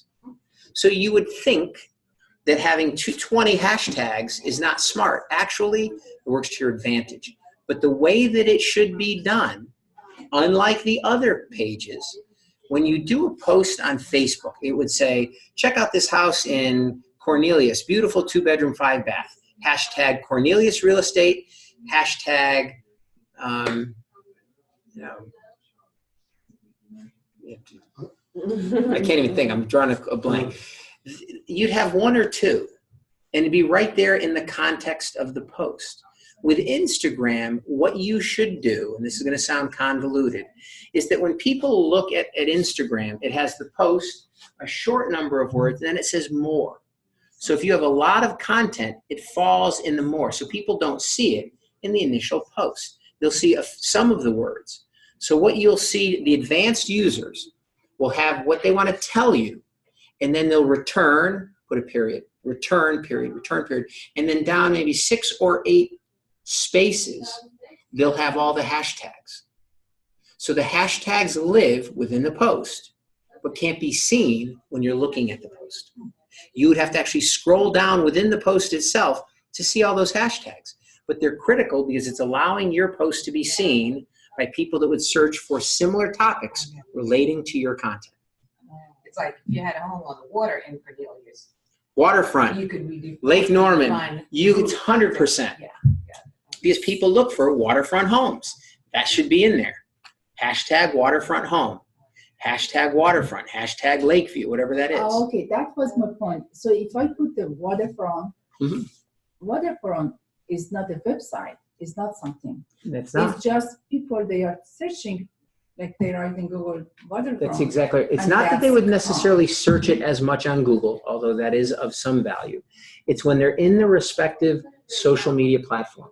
So if you went to Twitter, they'll have a magnifying glass. That's their search. If you went into Facebook in the upper left and you do a search, any of those platforms, if you type in, and in fact, if you probably went to Instagram today and you searched Charlotte real estate, I'm going to come up probably in the first 10. Because it's critical that you make the name of your business, and we're going to get to that, match what people are looking for. Because people don't look for Susan Realtor. It never happened. They generally aren't going to look for Miles Realty. People come into a community and they search for what they're looking at. Huntersville real estate, Cornelius real estate, Lake Norman real estate, Charlotte real estate for sale in Charlotte. So your business name, and I'm going to cover that explicitly in a second, should match that. And we don't do that. We don't think that way. So I want to teach you.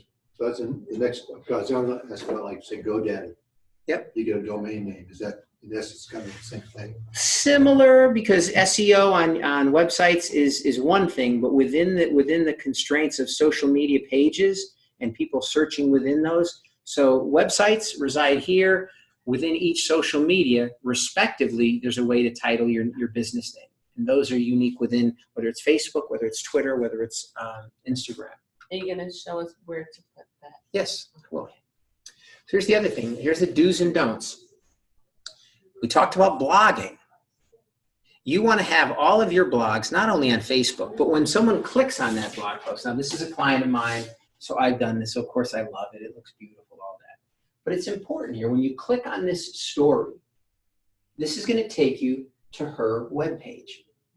And when you go to any brokerage firm's webpage, yours as well, once someone clicks on a blog post, if you had the blog feature set on Playster, it would take them from Facebook to your website. And the most important part of that is not just that they're going to your website, but you've captured them so that hopefully they become a lead. By clicking on this, they don't become a lead. But once they get to your page, on an EXP page, off to the right-hand column of that blog is the MLS search capability.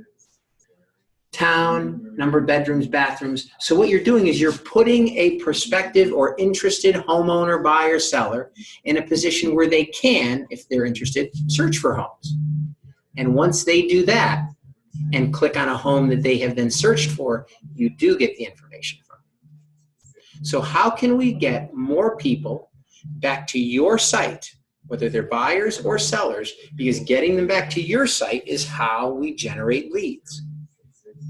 So if we have a post, and here's a post, great post, well described, beautiful picture, but it takes the people not to the agent's website, it takes them to the page that hosts the content. So when you're creating your blogs, you want to make sure you take them to your page. So that's why you want to create, like the agent, Icon Agent. They create content for you. Homekeeper creates content for you. That's the content that you want to put in your blog and post the blog page on Facebook, because it'll bring people back to your page.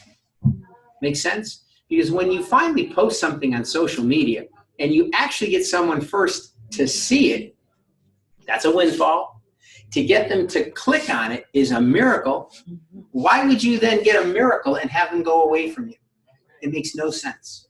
You've finally done and accomplished what you want. Contain them, capture them with the hope that you'll get them as a lead. I want to make sure that makes perfect sense. Response time. There's 3 areas that we look at. Comments that people post, questions that people ask, and complaints that people shout. Of those 3, which must you respond to the fastest? Got to. You've got to be on social media, because the problem is for people who, even if you have a personal page and you're a realtor and someone didn't like the way you handled them, they're going to say and talk about you badly. So you've got to be aware of that, and you've got to respond immediately. So now we're left with questions and comments, which is the next most important to get to. Question. If someone is asking for something, they're asking for help. Those are the people, it's like a doctor. This is your emergency room. This is sit in the waiting room. And this is a call that says, help me out. This is critical. This is important. This is necessary. So you respond to questions, or you respond to complaints immediately, questions as quickly as you can reasonably, comments when you get around to it. But there's a difference between what we think is appropriate in getting back and what the people think.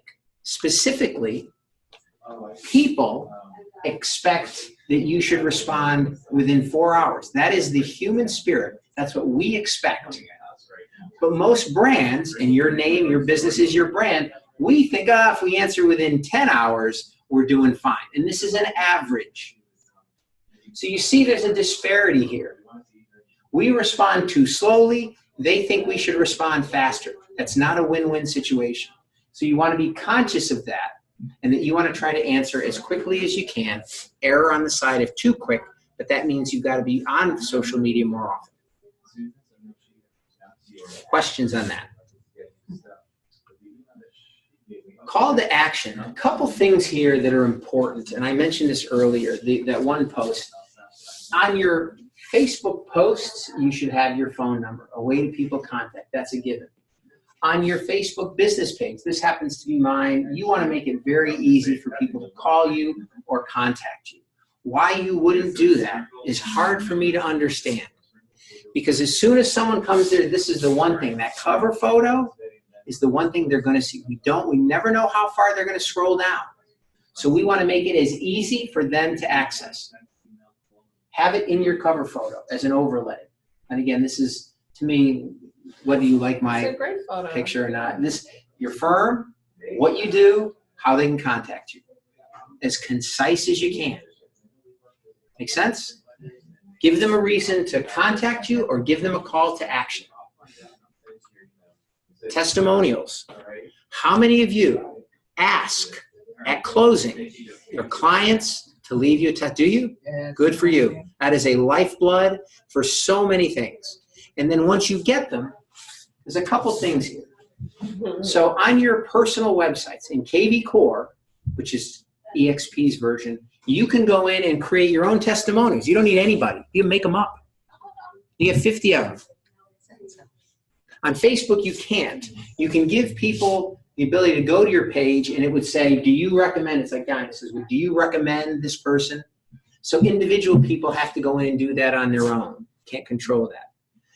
Zillow, Realtor.com, HomeLight, you name all of those. You should ask and send your clients a link to each of those places, because that's where other people are going. They're going to Realtor.com. And if they look for you, they want to see those comments, those testimonials. You want to make sure they're here on Facebook as well. So you want to get every person you can to put your testimonials up everywhere possible. Make sense? Well, LinkedIn. I mean, LinkedIn has that kind of a feature too. It sure does. They call it recommendations on LinkedIn. And there's no reason. Anywhere you can have people go to tell something good about you is to your advantage. And the great thing about LinkedIn is if someone posts a recommendation, you have to approve. So if you don't like it, you don't have to put it up. Oh, that's nice. If it's good, you say yes, put it on. And then in your recommended area down in the bottom left, it'll show all those recommendations on your homepage. What not to post. We do a lot about what to post, but here's what you don't post. Here's a perfect example. What's wrong with that post? No pictures. No picture. We'll look at the description. Check out my listing. Where is this beautiful 3-bedroom, 4-bath in Boynton Beach? You know, stunning, oceanfront, whatever it is. That doesn't. There's nothing compelling there. Now we go here, and this is after hanging in the low to mid 3% for a while. We were thrown into the 4%. What are you trying to say? If you're going to do it right. Make it understandable. What she's saying is interest rates are going up. And because interest rates are going up, it's going to be more expensive to buy a home. It's a lot easier to do that. Now, here's an open house. Again, it goes back to my personal feelings. People are putting the faith of their biggest financial asset in your hands. And all you could muster is open house Saturday? That's the best you got? There are 50 open houses on any given weekend across Charlotte, maybe more. So you're competing with every other open house. Why would you put that up there and basically say, this house isn't worth anything? Because I'm not going to take the time to even tell you about it. Good picture, put a full description. Make this compelling. Questions? Personal versus business. Real quick, I'm going to run through these real quickly because I want to get to the campaigns. The key things here that you want to look at is, number one, personal page is private, which by default makes it more difficult for people to see any content you have unless they're your friend. You can't promote anything on a personal page. You can only boost on business pages. So the obligation of making sure your house that you're representing the seller is seen, you have to put it on a business page so you can boost it. The reviews I just mentioned, and then Google. SEO, Google, they rank business pages. So you want to make sure you have that. And there's other little things, but for the most part, that's it. If you're going to have a business page, couple things you need to do. If you've got it, make sure you do these things. First, on the business page, your story, you want to match keywords in the story that you write about yourself to the title of your business page, because that gets SEO'd. You want to make sure that all of these elements are filled out, because if they're not filled out, that works to your disadvantage, because the completion of the page takes priority over uncompleted pages. Choosing the page name is critical. Again, I was talking about it earlier. When someone searches for real estate, they don't search based on a broker's name and then realtor. They just don't. The name of the business is what drives SEO success. So it has to really be reflective of your brand, not of you personally, but of your brand. And that first word is critical in the SEO. So you need to make sure you leverage that. So here's the good and the bad. We want to put Lake Norman Real Estate Pro John Smith serving Charlotte, or Charlotte Real Estate Agent John Smith, not Andrea Miller Realtor, Andrea Miller Real Estate Agent, because no one will ever search for Andrea Miller. And because if they know who Andrea Miller is, they're just going to go to you and say, help me out. This is done to gain business. And because it's done to gain business, you've got to use the mentality and the SEO things that are critical to that gain. Questions on that? Yeah, can you go back the last two slides so I can take pictures of them? I tried to be quick about it. Sure, no, take your time. Okay, next one. You good?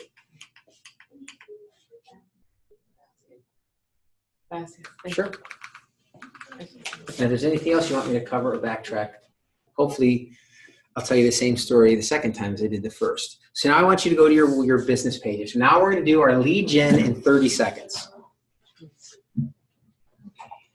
So I want you to make sure that you have, did you bring your computer by chance? I did. Would you open it up for me? Because we're going to actually have you do, in 30 seconds, your own lead gen campaigns. And take your time. So what I want to make sure you have open, is I want you to have open your Facebook page and your personal website, your business website. And even if you don't have a lot on your Facebook page, that's okay. Do you have a personal page on Facebook? Yeah, but I don't have. I guess I have it in the computer as well. I'm sorry? I guess I have it in the computer as well, right? Sure. We'll help you out. So there's a couple things. Lead generation by default. When we talk about lead generation, what we're really saying is, what are we doing to get prospective buyers or sellers to come to our webpage? That's what a lead is. They come to our webpage and then they have to take an action that puts their phone number, their email address, vice versa. Usually it's your email address, and then you can require the phone number. But they have to do that in order for you to get them as, quote, a lead. And what's interesting is every single realtor has a website that is given to them by their respective firm. I coached agents from every firm there is. They all have websites. And most of them don't even realize they have built-in lead generation capabilities. There's two of them in particular that I want you to pay attention to. Here's a Keller Williams page. The first one we look at is, you see it says search. What is that? Does anybody know what search is? It connects them to the IDX to look up. It does. property. So there's a couple things. The word, yes. Do I need to log in on internet access here? Yes, and that's right here. Do you have that? It's the Netgear 95G Oh, okay. and Watery Ink. Nice they made Oh, it. it's definitely on the top, Yeah. I guess. I'll set that right here. Watery So I'm, Ink 600. Yes, I'm sorry, I know you Yeah, were no doing problem. something. that's But okay. as I opened up the professional page that I was just generated last week, mine says Victoria McLaughlin Realtor. That right there is disallowing me from, It's not. great It's not. It's not that it's awful, because most people do that. It's just not ideal. Okay. So what I would ask you to do is say, what is the area of real estate you specialize in? Where do you sell the most real estate?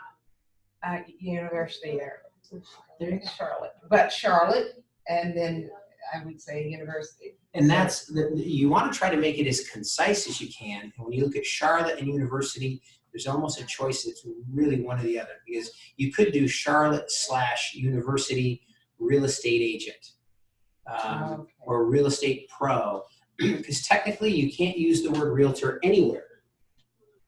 Anywhere. Oh, Isn't that interesting? That is a trademarked term. How do I Right, change it this? is.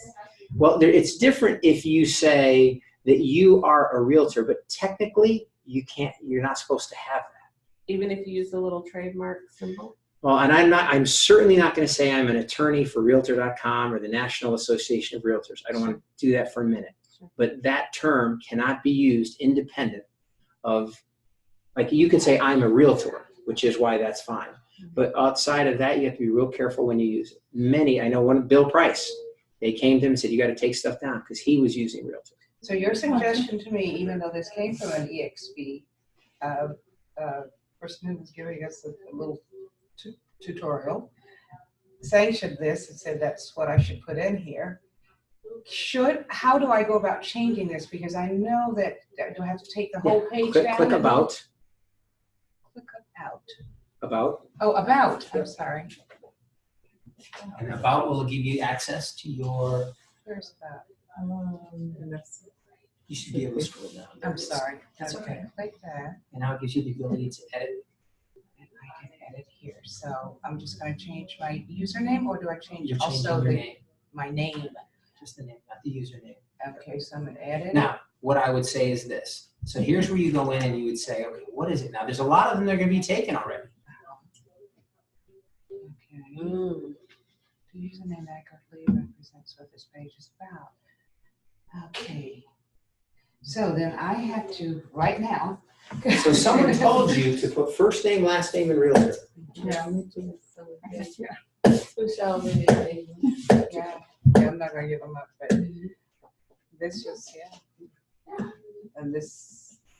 Who's searching for your name? I was the only one. See, Just kidding, though. so what you have is there's a couple things. In terms of SEO, your name is being SEO'd. But someone has to already know what your name is for it to be of benefit. Okay. Now. So in the perfect world, that's theory versus reality. In reality, people don't search that way. They don't search by names. So your job is, how do you come up in more searches? What increases the likelihood of your name coming up when people search terms on real estate purchase and sale? And you can leave it. You don't have to change anything. So you can go and do this anytime. Anytime. Okay, but at this point in time now, since I have opened up about and it's blinking, ready for me to put something in there, Yeah. do I risk anything by No. closing this What out? you do is just close it out. You're fine. Just You can cancel it? cancel. Yeah, fine. Because what you want to do is ultimately, you want to take there are some people that will say that the name should be one thing, the username is another. Okay. And Oh, there's can a we lot of change it? dispute. Means- Pardon? The name and the username, they can be different, because every time I put here, it comes like this. I mean, it's That's the because when you same first thing. set it up, that's the way you set it up. Yeah. So here where it says at Victoria McLaughlin Realtor, what is this part about? That's the username. This So is will that automatically change when she changes the name? no. So that's interesting. So that's why you have to try to. This is the way someone would find you on. Like if you said to somebody, to find me, you would go to facebook.com/Victoria McLaughlin Realtor. Okay. That's how they find you. But in terms of like a search, you also want to say, okay, if somebody knows me and they search, like if you go in right now and you type in Victoria McLaughlin, it's going to come up Victoria McLaughlin hyphen Realtor. It's not going to have the username. Here or Yeah, in the search. Google? Or Right the there in the search. search. Yeah. Okay, because it's. Victoria. So, what else do MC. MC laugh Laugh and then LIF. So Terrence, Sure. do I need to change? I The know. username. Do you need to, you're basically saying I've got the name and the username. Yeah. Do you need to change them? There's a lot of discussions. You could have 10 people in here and you probably get 8 different opinions. For now, let's just leave it where it is because Facebook is changing what they're viewing on that. So I would just, let's leave it for now. At some point, we want you to change your name, not the Call username. you. No, that's okay. No. You Okay. do coaching, correct, for this sort of thing. But the bigger thing here is that think about it just in more common sense. Let's take class, training, anything out of the way. What are people searching? So not if they searching don't your- know me, they're not searching for me because they don't Hell know to who the the no. heck I am. Yeah. Hell Plus, to the no. plus people in this town don't even know I've returned, the people that I know. And that's why there's a difference between when someone goes to Google and is searching things, SEO optimization. And that's why a lot of people will say under the SEO premise, if you want to promote the heck out of your Facebook page, why you would have title A. But if you look at the premise of the majority of people are simply searching for Charlotte real estate for sale, etc. How do you come up in those searches? Because that's the biggest majority of searches. SEO is one thing, searches is another. But is this as strict as having a domain name? Because you said sometimes this has been utilized. It is ahead of websites. Uh-huh. So there's your Keller Williams website Okay. that you have. That's also going to be SEO. That's optimized by metadata, meta tags, etc. That's going to be optimized independently. So you would want to make sure that your web page has metadata behind the scenes. You can't see it. That has metadata that includes search terms that people are going to search for. That's why when some people type in Charlotte real estate, it may come up John Smith, Realtor, Keller Williams. Because the metadata and their SEO optimization for their website is done very well. Most people don't take the time to do it. They don't know how to do it. I'm certainly not an expert on it. I hire people to do that for me. But just on Instagram alone, I changed mine to Charlotte Real Estate. I think I did Charlotte Real Estate Pro or Charlotte Real Estate Agent. I can't remember because I've done a number of iterations. And if you go into Instagram today and you search Charlotte Real Estate, I'm going to come up in the first 10. And there's thousands of people. So you want to use the mentality of what do people search for. But again, we can leave that where it is. We can come back to that again. Okay. So going back to your sites, that search button does tie to the IDX, big time. So what we want to do is how do we leverage that? One, we have to assume that the average buyer, if you're searching for a home, you're a buyer. Are we 100% certain that when the knucklehead buyer comes that they know what search means? What are they searching for? They're searching for homes. Why wouldn't this say search for homes? It's the social media for dummies. Remove every possible obstacle. Search, sell. What you want to say is not necessarily that they're going to sell their house, but what do they need to know? What is their house worth if they're going to sell it? So shouldn't this say home valuation, free home valuation? Shouldn't this say search for homes or homes on the market or available homes? Each of these should reflect the most easily understandable term imaginable. Don't assume they know what search is. But that's one lead generation. The other one is, here's a Century 21 site. There's the sell button. Again, if you went to my site, it wouldn't have those terms, but that's neither here nor there. But those are the two buttons that we're going to use and create lead gen campaigns in 30 seconds. Because all that you have to do is click on, do you have a search button on your, or do you have a sell button on your personal page? On your website? Do you have one with, let's see. I've never set one up. That's okay. TXP, so, They should have given you one, but if they didn't, well, it may have, I've never looked at it. I know how to get it. it should be Wayne. Oh, you got it set up already? Type in your name.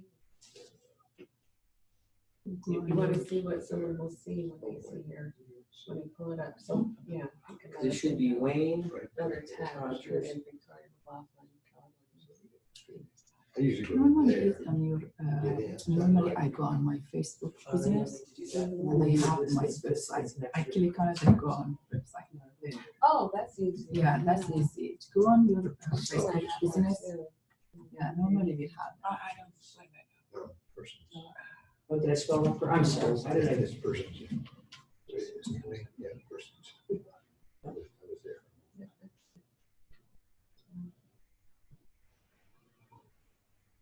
I think it's a dog.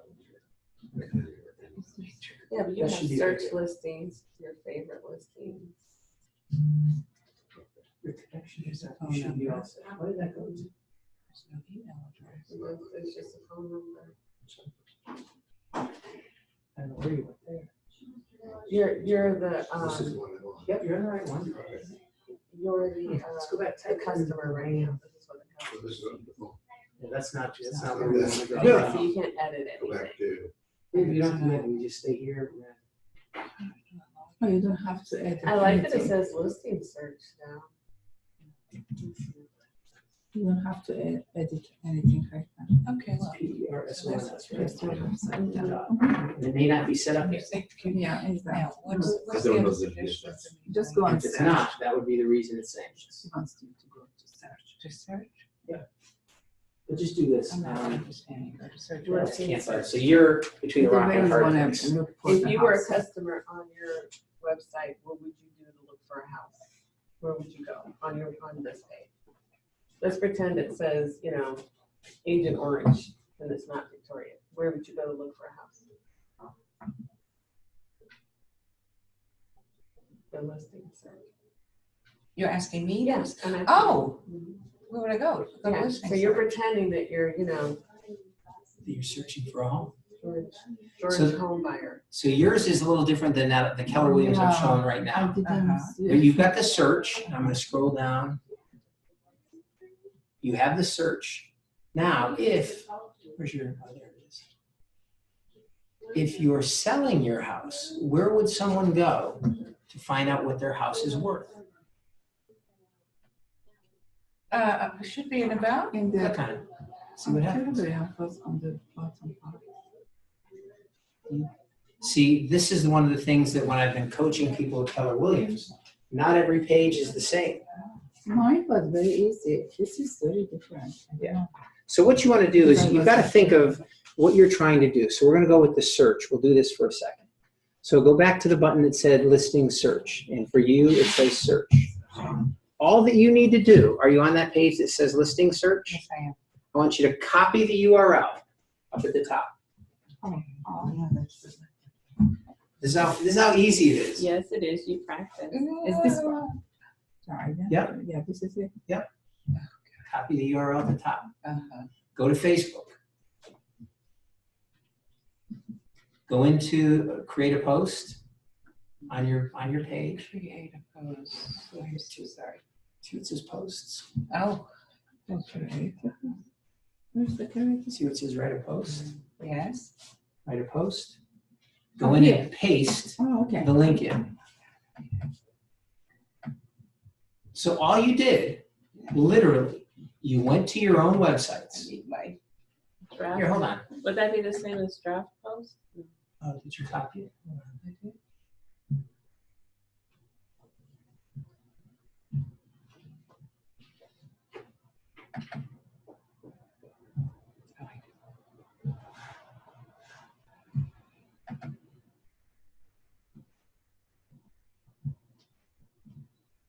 So what happens when you paste that in?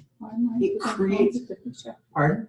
It hasn't yet. It hasn't yet. It will though when you post Oh, it. okay. Mhm. So what it does is it automatically scrapes the metadata. Scrapes the metadata? Yeah, there's information on that link. Even though those just like random numbers, etc.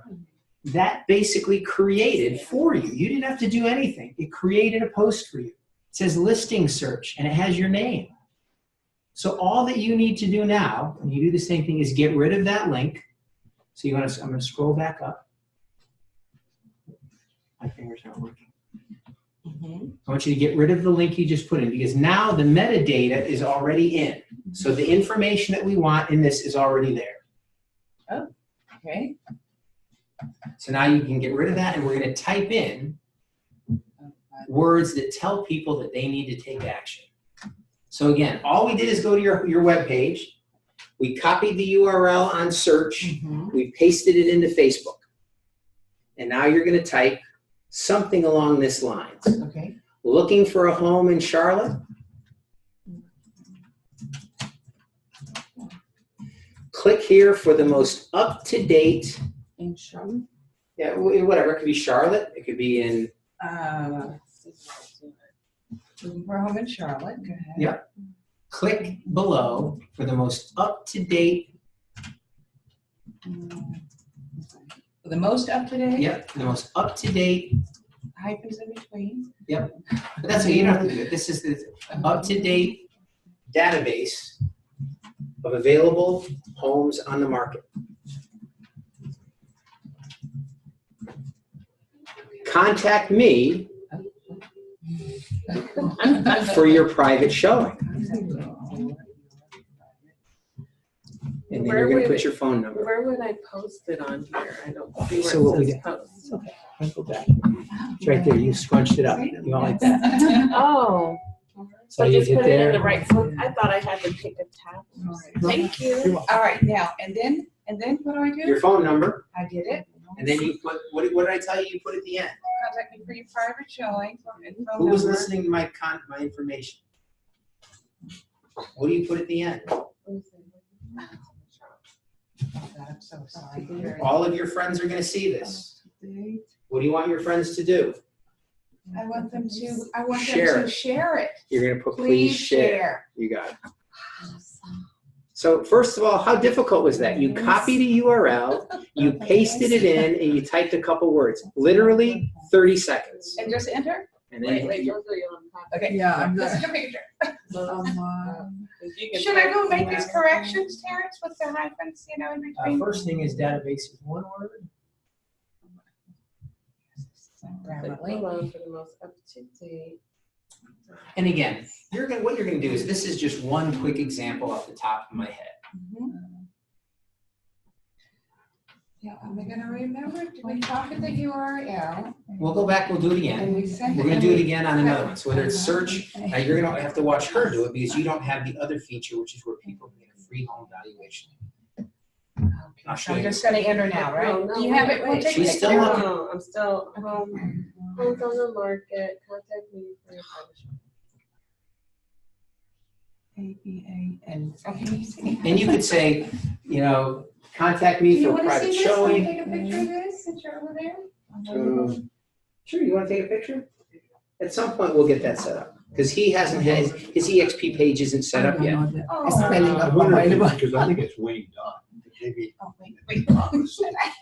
It shouldn't be, but we can check that. we didn't put a dot. That's what I'm thinking. No. Maybe that. Because your email address has the dot, Okay. but your website shouldn't. Oh, it should. Okay. Share. Unless there's another Wayne person that I works at did. EXP. That's personal. I think. Should I say thank you? That shows urgency. I can't remember. Do you say Did thank you you get for it? your politeness? I'm here all morning, but I missed the next line. That's You okay. got it? All right, so now I'm gonna enter Wayne. Yes, Okay, you're good. you're not ready. Okay. I am in touch with my feminine side. Good for you. And you scroll down, you'll have to just do this. It says publish. Oh, okay, and publish. So now, What do I just hit publish there or hit continue? With you, you continue. Now, so this is a new feed on, okay, Now you good, can because publish. let me just tell you, Market. Terrence, Contact. another thing is, Oh. I messed around when I was getting this tutorial on opening up my professional page and posted this one house too many times. How can I just delete this? Because I don't want it to look. You see the 3 dots right here? Yes. Hamburger. Delete from page. Delete from page. Contact me. And then it'll double check and it'll say, do you want to delete this? Yes, I want to delete this. It's gone. So now you want to go in and you always, once you post something, Yes. you want to hit refresh. I want to make sure that goes away. But what you want to do is you want to take the post and you want to click on it to make sure it does what you said it would do. Is it taking them to your search page? There it is. Imagine that. So now if anybody comes in and starts to click on these listings, they will be required to put their email address in. And then that will hit your back end, your edge, and it'll give you leads. That's all you did. No, mine didn't show up, so I did something wrong. Come to Papa. That's your post. Yes. Thank you. On your Let me see. Facebook. On my Facebook. It's right there. I think I'm lucky too. So now click on it to make sure it goes to the right page. If it didn't go to the right page, we would immediately delete it. There you go. People now type in, they've got to do their searches. There it is. And if they put in a search, a window, it will take them to these houses here. You see all these numbers? If they click on a house, depending on the settings in your KV core, your setting could be what they call immediate, which means they can't look at anything. They'd have to register first. It looked right away. Or if you have it on a default where it's 2, they look at the first property and don't have to enter anything. But if they look at the second property, they then have to put in their email address and phone number. I'm When- gonna have. When do you receive a message that says? Oh, "Oops," now it's done. I'm sorry. That's exactly it. So that's the experience that any user would have. You just created a lead. That's how simple it is. People come in and talk about go into KV Core, do this, go into eEdge, do that. They make it complicated. It's very simple. It doesn't mean we can't use KV Core to have much more definitive and much more defined searches and property searches. But for the basic beginner, you can do it in 20, 30 seconds. I'm getting a booster post message. That just means they're asking you if you want. want to boost it, Okay. which you're fine. That just comes up on every single post that you have. So if you scroll down, Now, when this says boost unavailable, that generally means that the content, there's nothing boostable in the content. That's just a cover photo update. always. So, Okay. can I I'm ready. share it right now? Yeah. Because ahead. it doesn't have a picture. Go ahead, see what happens. All right, now. Remember, worst thing that happens is you go back in and delete it. Imagine I that. think that's the fear There's a that it's picture. gonna be like permanent and you can't do anything about it. That's what That's it. what makes me That's it, you're scared. done. So now click on it just to make sure it works. Always verify. Took you right where you wanted to. May I ask one last question? Of course. You finish with her. I've been getting these weekly Facebook page updates. Mhm. That just tells you how many people have clicked on it. Not only that, I thought there was some create a post of people visiting. I thought there were a couple of postable items that were coming. Your daily social media. Yeah, agent content. icon. Click on that. Okay. Okay, now you can see That's everything. what she and I And were it just turns, discussing. it shows up as a KV core lead now. You got it. So- So if you went into KV Core, Super step. you'll see that you logged into your own page. So what do I do with this? I'll see what it says. So first thing is, Cute. here's one. 20 years from now, you'll be more disappointed by the things that you didn't do than by the ones you did do. So throw out the bowlines, sail away from the safe harbor, catch the trade winds in your sail, explore, dream, and discover. Mark Twain. Very nice. If you thought that was worth posting, you can post I it. love Mark Twain too. What's his other name? Don't know. What's his real name? Julius. That's his pen name. Yeah. Ah, Click here to download. Samuel Clemens. Samuel Clemens. So all I would do at this point here is click here to download a web image. Yeah, I mean, if you wanted to If I post like that, that. yeah. And then you would save the image, and then you'd go back into Facebook, and when you went to post it, you would just put attach photo, and you write your little description. All right. So that's how you do it for I'm sure. a home search. That's what we call buyer leads. 30 seconds for buyer lead. Okay. Now we want to do the other side of the coin. How do we generate listings? We all love listings. 30 seconds. Unfortunately, your page, I'm going to compass it. Do you have anything dumb? Well, I had, do you? I want you to go back to your website. My website in the car. I feel badly that you don't have yours set up because this would be So who so. does What am I looking You have to go for? into the world and go to tech support and ask them when your page will be set up. Of course, I have the They'll tell you. They'll say it's Every a week, week. it can take a week, it can take 2 weeks. They've been charging them for a couple of months. Who's been charging you? EXP. Would you like a For pickle? what? I love Charging it. them? No, Okay, I have. that's okay. So I want to just I just don't see anything here. See, there's your blog.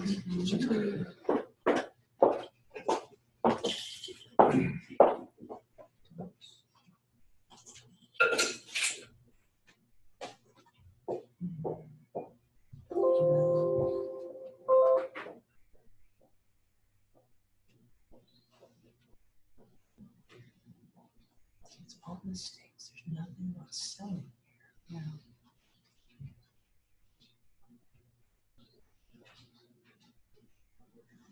Okay, so one of the things that you can do, and I know with eEdge there's the availability to it, whether it's with Playstore or not, Yes. is the ability to have them add that tab.